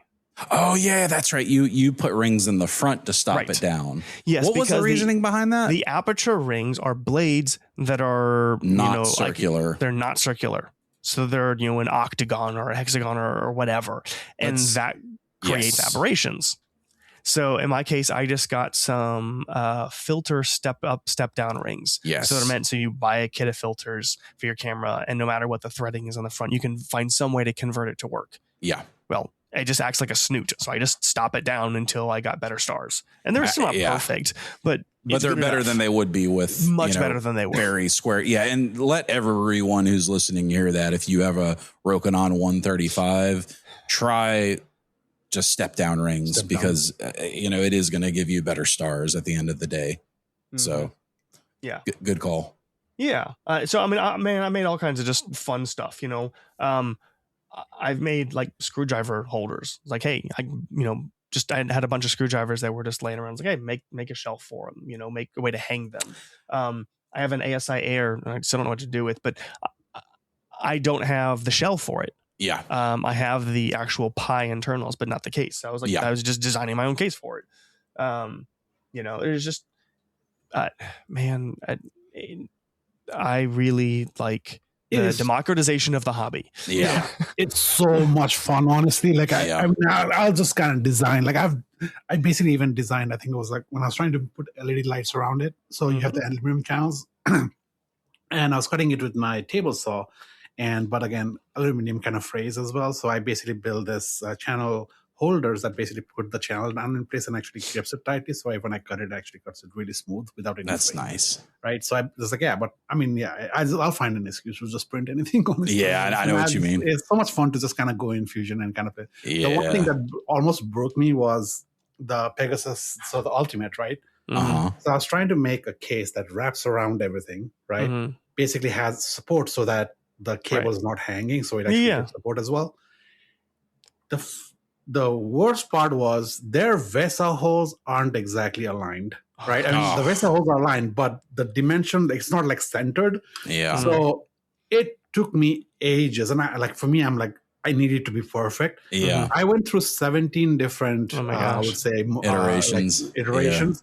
And I could never get it aligned. Because it was always like, 1 millimeter off, 0.1 millimeter off, and everything else. And I was like, I need it to be perfect. You wouldn't put a screw in after 17 crooked. iterations, I'm like, you know what? F it. I'm just going to play. I'm just going to close enough. Base. I'm not going to mill the whole. Just cut some holes. So, right. So, just get your drill out. One thing that's maybe, and you may already do this, when you're making a design, don't print the whole thing. I literally it's like 2 layers or 3 layers is enough. The problem is flexibility, right? Right. If it's too thin, right, the problem is it'll fit snugly and it'll fill. Yeah. But when you actually fill the whole thing with the right, and then all right. Well, I need to for this print. I'm going to have to go a little bit higher. All right, we're going to do the full base, but none of the accessories, none of the sides, nothing else. Just the part. All right. What happened? How far off am I? Okay, let me just make the hole bigger. Am I close? All right, now let's move that around. Yeah. Because there's nothing worse than printing the whole thing going, all right, well, this is off. I can do the whole thing all over again. Like the hood that I'm printing, now that I got everything dialed in, it's like an over 6-hour print. Because it's in plastic and carbon fiber. I got to go slow. I got to go smooth. There's a lot of extra supports. You're printing carbon fiber? PTCF. So it's carbon fiber chopped inside of PETG. There's a company now that I've seen popping up on like High Point and a few of the other sites, and they do dovetails.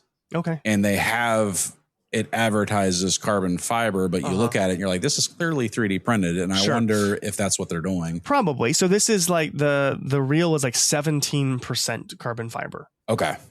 It's Ruse Astro, I believe is the name of the company. Okay. Ruse Astro. I mean, Buckeye's Star. I've seen Buckeye too. Yep. I've seen his stuff. Yeah, they all So more than likely that's what they're doing. They may have a different carbon count, it might be a higher percentage. But it's an alloy effectively. I mean, you can think of it like that. Like it doesn't have to be 100% of one thing. It shouldn't be 100% one thing. You're getting benefits by blending both of these together. And there's no way you could just 3D print 100% carbon fiber. That's not how carbon fiber is made. Yeah.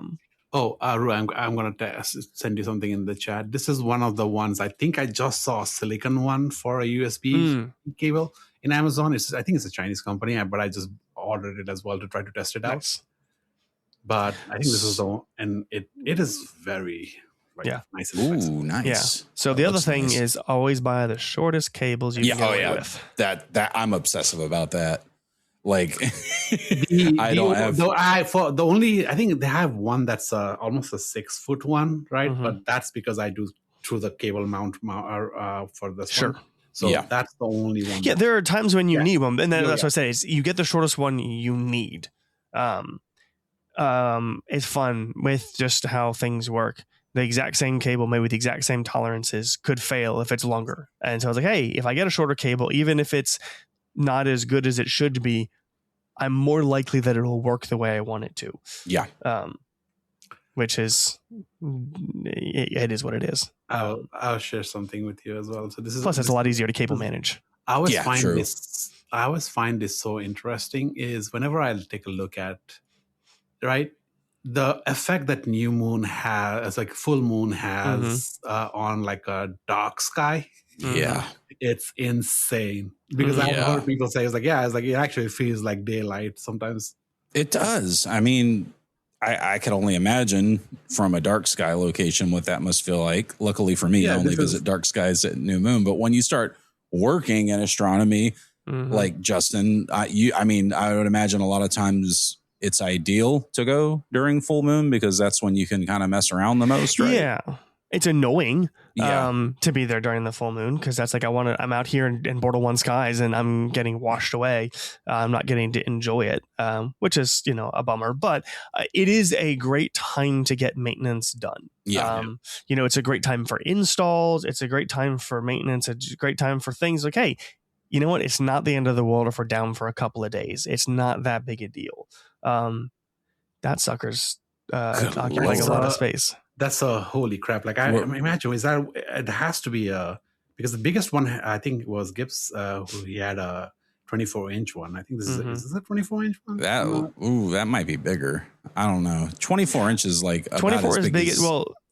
Plane wave it doesn't get bigger than 24 unless you get the CDK 700, which is 0.7 meter, but that has its own Altaz base. Yeah, I don't think you can get that in a. So you guys know we're looking at the Starfront buildings cameras during full moon, and it legitimately looks like daylight right now. Like it's pretty crazy to look at. Yeah. And just so you guys know too, anybody can go check this out if you ever want to see what's going on there. You can go to starfront.space, and these are publicly available, right? Anybody can go on and check them out, which is neat to do if you want to see hundreds of telescopes at one time. I always love. Is this like the SCT bay? What is this? Look at all of them. It looks like a Rasa, right? It's like a. Oh wait, yeah. That one's a Rasa. Yeah, for sure. I mean, it's still a Schmidt. I just saw lots of Schmidts. Yeah. Love Which is it. interesting. It's like is that 11? It does look like is that 11-inch Rasa and an AM5? And that looks like a larger counterweight than it's rated for. Yeah. I was gonna say 10 pounds is it for the AM5, right? Or 11 pounds is it? Yeah. I don't know. It was interesting. I was reading someone saying, "Hey, just go over the weight if you need to." Like, there's a there's some math involved. Like it literally is better for the mount to go over the weight limit to keep it more balanced for certain things. And that makes sense, right? I mean, as long as you're actually balancing it and not just throwing it on there and saying, "Hey, this will work." You got to do the math. This is Bray's 3. Yeah, I've seen his setup. That's sick. It's triple RASes. Mount. I was like, that's man. That's like if I had unlimited funds, I would have like a triple RASA setup for sure. I mean, but holy crap! Like, I mean, can you imagine trying to kind of synchronize everything? Mm-hmm. I mean, again, though, it's a pain, and you do it once. Yeah, and then you're done. You get it dialed in. I mean, it's a good thing that you have what do you call it? I mean, synchronization plugin. For Nina, right? There's definitely a tool to run that, and you can just run basically 3 instances of Nina, and you have one that's the master and everything else, and even Target Scheduler will work with it. Oh, really? Oh, wow. Yeah, that's cool. Yeah. Real quick, I'll mention to you guys. Have any of you guys played with Ruse Astro's 3D telescope tube ring designer thing, where you can go in and like put in what type of? It's pretty cool. I was playing it with the other day because I was like, what if I wanted to spend a stupid amount of money on my ring system for my remote rig, which I wouldn't do because I'm not going to be looking at it. But anyway, you can go in there and you can actually, you can like basically say, I have here, I'll walk you through. Oh, yeah. No, yeah, I played around. Yeah. So because for my 135, I actually was starting to print out my one myself. But I think after a couple of tries, I gave up and I just ordered the Astrodinium ring system. It just works. They've got to get everything dialed in. Yeah, you don't have to dial it in. Like everything's right. I mean, like, it's perfectly where I wanted it at. Right. It's also peace of mind. Yeah, exactly. I think it printed fine. Am I going to trust everything to this? Because I spent probably like hours trying to design something and I could never get it perfectly the way I wanted. I'm like, you know what? Yeah. It's like, I'm like $100 on that. You know what? I'm just going to die. I will say though, it sure looks pretty though. It does. But, and this is what I was talking about, the material. It's an alloy, like you say. It's got to be, right? Yeah, well, but that pattern and stuff is either that's probably something different. They're probably actually having carbon fiber, because if you're 3D printing, they will not have a pattern like that. That's true. If you use the base plate, right? So if some of those base plate has like those carbon fiber ones, because I know Bamboo has. Yeah, that's the ones that I was. So this isn't a good example. Maybe I can't really see from that angle. So in that case, it could be. Yeah. But maybe not for the tube rings though, eh? Well, because if you look at the rest of it, there isn't that pattern. Yeah. Because that's like the classic carbon fiber pattern that you see, right? Yeah. Yeah, because I know Bamboo Lab has a carbon fiber sort of like plate, because they have like different plates that give you different things when you ship it out, when you actually print it lying face down. So yeah, just different textures. Anyone know if they've got the foot out of their mouth yet? Bamboo Labs? Oh my gosh! Have you heard about that? Oh yeah, the violation of copyleft stuff. Oh, they messed up bad, big time. Yeah, like, how many different forks of that are there now? Oh my gosh. I don't remember. I probably it's very recent. Like I saw one guy talking about it, and then there was the other guy who's like the YouTuber. He came out and he was like, I'll pay all your legal fees, because he's like won all these cases for copyleft stuff that's been taken advantage of. And so basically, Parish, they used open source code in their low level system when they were just getting started. And then they became this big $1 billion company or whatever. And then they changed one of the very important features in their printing software and removed the ability. So a modder out there said, oh, well, let me put it back in. And he uploaded the file. And then Bamboo Labs came behind and said, you can't change our proprietary code. We're going to send you a cease and desist and sue you if you don't take that down. And he's like, what? This is GNU. Like, what are you talking about? Yes, I can. And that's, so like basically the entire 3D printing community kind of hates them right now, and they haven't. I don't think they've backed down yet. I don't know where they're at right now. Yeah. The problem is that the code that they used, the copyright protection that's in there is listed basically, you can use this for free. However, anything that you develop with this, you must also release that code for free.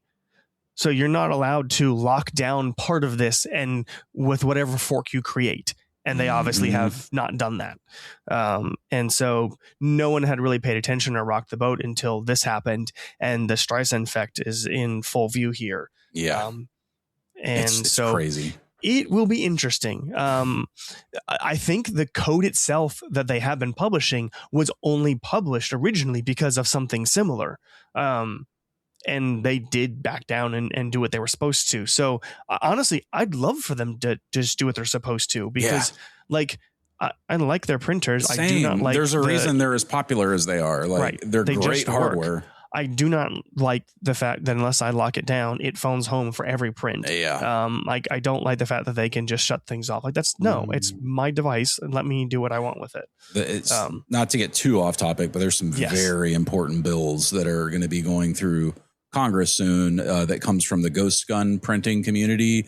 But there was legislation introduced to basically say we want to regulate all prints. Right. Which again is ridiculous. Not cool. Not cool. Yeah. So it violates a lot of the First Amendment.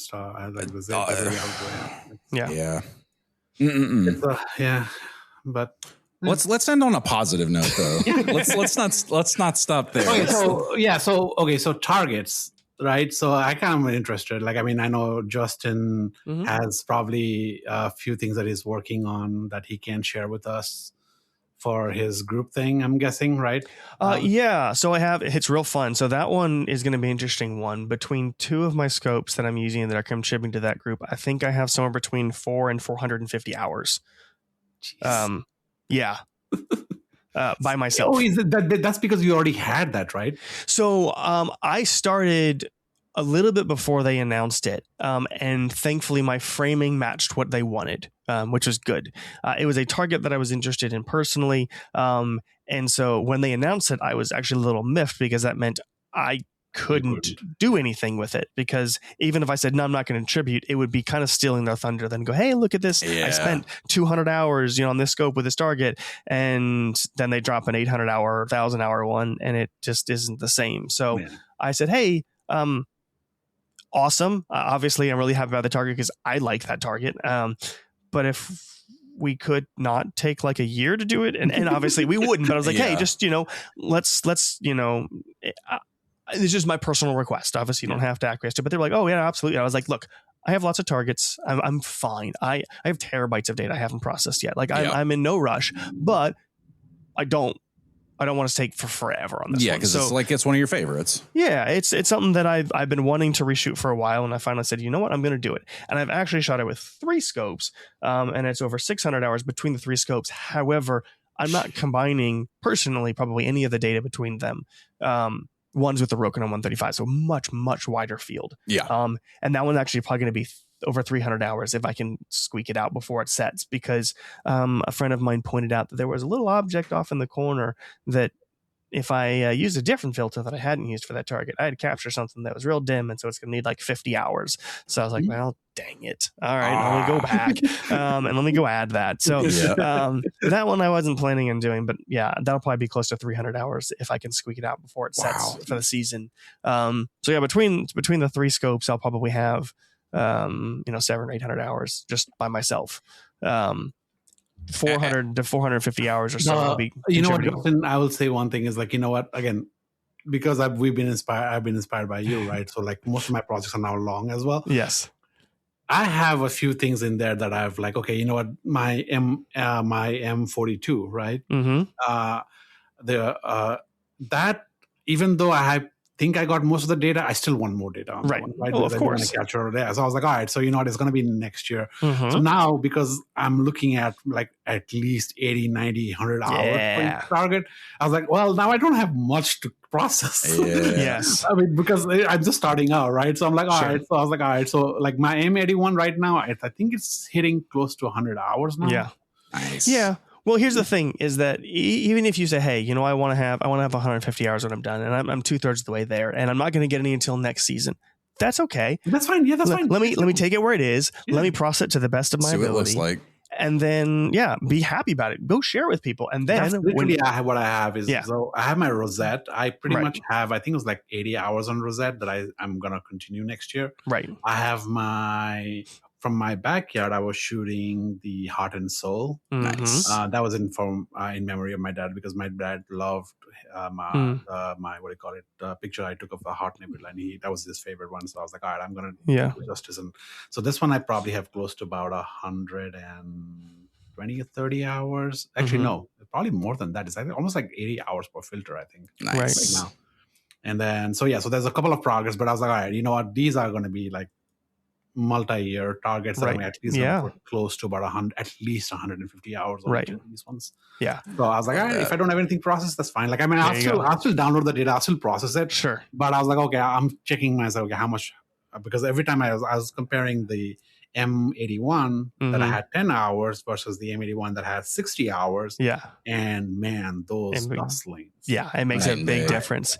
Yeah, it's funny. The bright stuff is easy and fast. I did a presentation not too long ago, and it's like, hey, here's our signal to noise ratio, how fast we pick it up. If the signal's bright and it's just absolutely drowning our noise, it's easy, it's fast, it does not take long, and diminishing returns hits real quick. You get something that's stupid faint, and you're barely getting, like a 1-to-1 or 1.5-to-1 ratio between your signal and your noise. And it's like, it takes forever to get high confidence that what you're looking at is actually the data. And it, when I did the squid, I did 50 hours for HA and 70 hours for O3. Sure. The HA's SNR, I think, was about 70, which is great. The HA or the O3's SNR was 20. Wow. And I had 70 hours versus 50. I think the math was it was going to require something like, like 500 hours to hit like 70 or 100 ASNR. It was really ludicrous. And to go from, I think, from 20 to 30 was going to require a total of 180 hours for O3. So like an extra 110 hours. And I was going, you know what? That might actually be worth it. I might do the 110 hours just an O3 on it, just to get a 50% increase in SNR. That's what I have for my, the squid. I think it was like 120 hours, 120 hours. Yeah. Basically that I've set aside. Right. So I have 120 for both filters, and now I need another 120 for just one. So I'm going to need, 240 hours in total. And the overwhelming majority of that's going to be O3. Which is now going to be interesting, is because now, Chris, Rue, with a lot of us now basically having like Astrocast members having their scopes on there, we could potentially do group. We're absolutely gonna do some group projects, man. That's high on the list. That's gonna be fun. So I'm not the only one on target, start to combine things together. So yes, fun, so. I have this dream of doing, and I don't know how I'll do it yet, but I want to do basically. I think I've told you about this, Parish, like a super wide field. I don't know if I have to like develop an application for it or what, but something that you can like literally zoom in on to get to the different focal lengths until you get down to like galaxy level. You know what I mean? I just think that would be so cool if you could do it on the right. Like if you did it in an area like Cepheus Cepheus would be sick for something like that. You pretty much have most of the dark nebulae in there. You pretty much have the squid and bat around that area as well. So I was like, there's a lot of fun stuff around Cepheus. Yeah.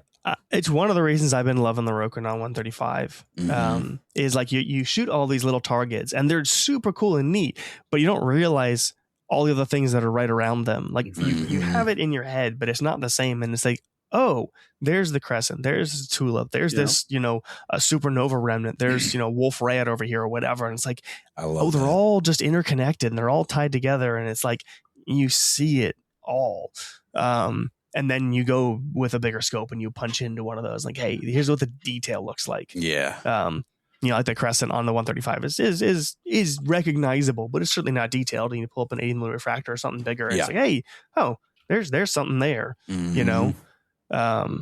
So, and like even something like the the veil, like getting the eastern and western in one shot, and then like hey, let's punch in, let's look at that up close. What does just the witch's broom look like?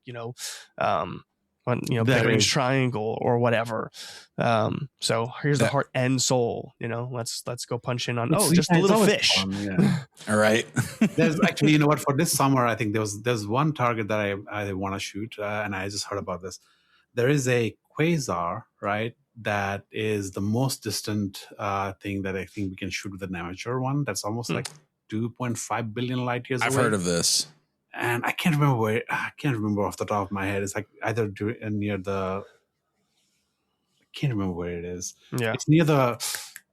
What the hell is that? Why I'm completely lost right now. But it's Is it M13, 31, 13? Is near one of the. M13 is a globular cluster. M31 is No, Andromeda. there's one that is nearby. Where the hell is that? Okay. But it's like double lensed or something. Yeah, it's like when you shoot the target, it's Owl Nebula. Yes, when you shoot the Owl Nebula, it's actually one of the quasar. Actually, is right within that vicinity, and it's like one of the most distant objects you can actually shoot. Gotcha. And I technically have shot it then. Most likely, you probably have. Right? Yeah. I was like, yeah, because I was reading about this, and I was like, hey, what is the most I was like, with my setup, right? I was like, what's the most furthest away thing I can potentially shoot? And I was like, there's something that's almost like 8 point something billion years away. That's crazy. I was like, it's incredible. Well, guys, I am gonna probably get to sleep. It's about 1 a.m. local time, and I've been up since 6. So you can see my eyes are getting red. But this was really fun, man. I really, really, really enjoyed this. So thank you guys for coming on. Yeah. Oh, always a pleasure. Always a pleasure. Yeah. Justin, yes. Are you in New Mexico right now or no? No, not yet. So it's 1 a.m. for me too. Oh, okay. I was like, I was like, oh, no, my 3D print. I gotta bring that with me. We're all heading out around the same. You're leaving in just a few days, though, right, yes. Justin? Yeah, I'll be there for a couple of weeks. Yeah, and then we'll be right behind you in Utah. Yeah. So I haven't seen Parish since last August. It feels I can't believe it's almost been a year already, man. That's crazy. Yeah. It's crazy because we had like so much fun on that trip, and I'm just like, we have to do another one. We have to do another one. There was. I think I was talking to him. I was there. I think within this year or next year, I was actually planning on coming down to North Carolina as well. Man, I hope you do. I have a couple of friends there. I was like, you know what? I'm gonna come down. Dude, you got a bed here anytime. Anytime as well. So I was like, I'll make some plans just because I was like, all right, I need to kind of travel. I think the goal right now is Utah trip now. And did Mark talk to you about the Virginia trip, the Cherry Springs? Yeah, he was saying that. So my only thing, and I probably should have thought about this before I talked to Mark, but I realized that I'm going on this Utah trip, and me and my wife haven't been on a vacation in over a year. So I might have to take her somewhere first without, before I become an ex-husband. but that's not to say that I might not be able to sneak away for a few days, because Cherry Springs isn't that far from me. It's a 1-day drive, I was like, nice. I mean, nice to look at the stars, but don't forget the star right beside you. So. Yeah. Well said. All right, gentlemen, it's been great catching up with you both. I'm sure we'll talk again soon. Yep, definitely. So, definitely. All right. Thanks, guys. Yep.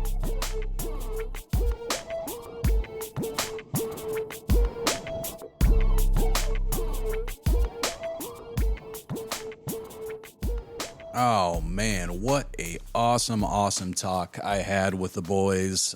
So glad they both came on the show again. I'm sure we will have them back. I've actually been talking to Justin and Parish about coming on the show regularly, maybe once a month or once every other month, something along those lines, because I feel like the three of us have a really good talking dynamic. Let me know what you think, though. Send me an email. Shoot me over to rue@theastrocast.com with your thoughts and feelings. If you like this style of episode, if you like just hearing us sit down and chat for a couple hours about everything, I'd love to know what you think. If you'd like to join the Discord and talk with people like myself, Justin and Parish, and a whole bunch of other really awesome people, you can do that by going to patreon.com/the Astrocast. And also want to point out a couple of the things we mentioned in the episode will be in the show notes. In particular, the Rokinon 135 M48 Flange adapter. It's a huge difference maker if you run a 135 rig. It's true that only First Light Optics sells that particular adapter. At least that's the only place I've been able to find it. I've got an affiliate link set up in the show notes. So if you purchase it through that link, a little bit of the profit will go towards the show. And it's no extra cost to use. So just a win-win, and greatly appreciate your support. We also have all of our other affiliate links. So if you're ever thinking about purchasing a new rig, please consider using one of the links in the show notes when you go to add everything to your carts, because it makes a huge difference to the production of the show. And we're able to keep putting out episodes like this one. So thank you all so much for tuning into this week's episode of the Astrocast. I hope to have another new episode out next week. I will be leaving for Utah next Friday, so it's kind of going to depend on how busy this next upcoming week is for me. So if I don't have a new episode out next week, please forgive me, but I promise it's for a very, very good reason, and we'll get a lot of really awesome content while we are out there. So make sure to check back in next week, and we will be back with a new episode as soon as possible. But until then, you have been listening to the Astrocast. I'm your host, Rue, and as always, clear skies. Wednesday evening, the feed goes live. Rue's voice cuts through the dark like a 135. From backyard scopes to mountain peaks, we're all tuned in, no time to sleep. Red dot finders, coma correctors gain. He breaks it down like it's simple, never pain. Comets rising, planets in the frame. Every week we chase the sky by name. Pixels glowing, hearts align, thousands of miles, one state of mind. This is the Astrocast, where the dark brings us to the light. From Florida to the UK lights, we're wide awake under the same sky. Discord pinging, never quiet. Rules on the mic, the whole world's invited. This is the Astrocast. Yeah, this is the Astrocast.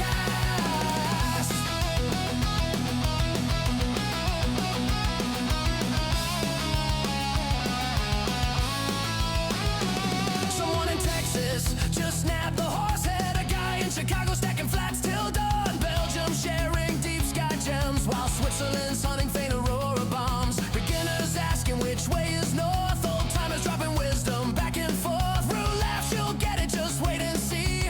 Welcome to the family. 24/7, the channels never sleep. Typical imaging showcase, blowing up the feed. Memes at 3 a.m., coffee at noon. Someone's live streaming the rising moon. We're different flags, same obsession.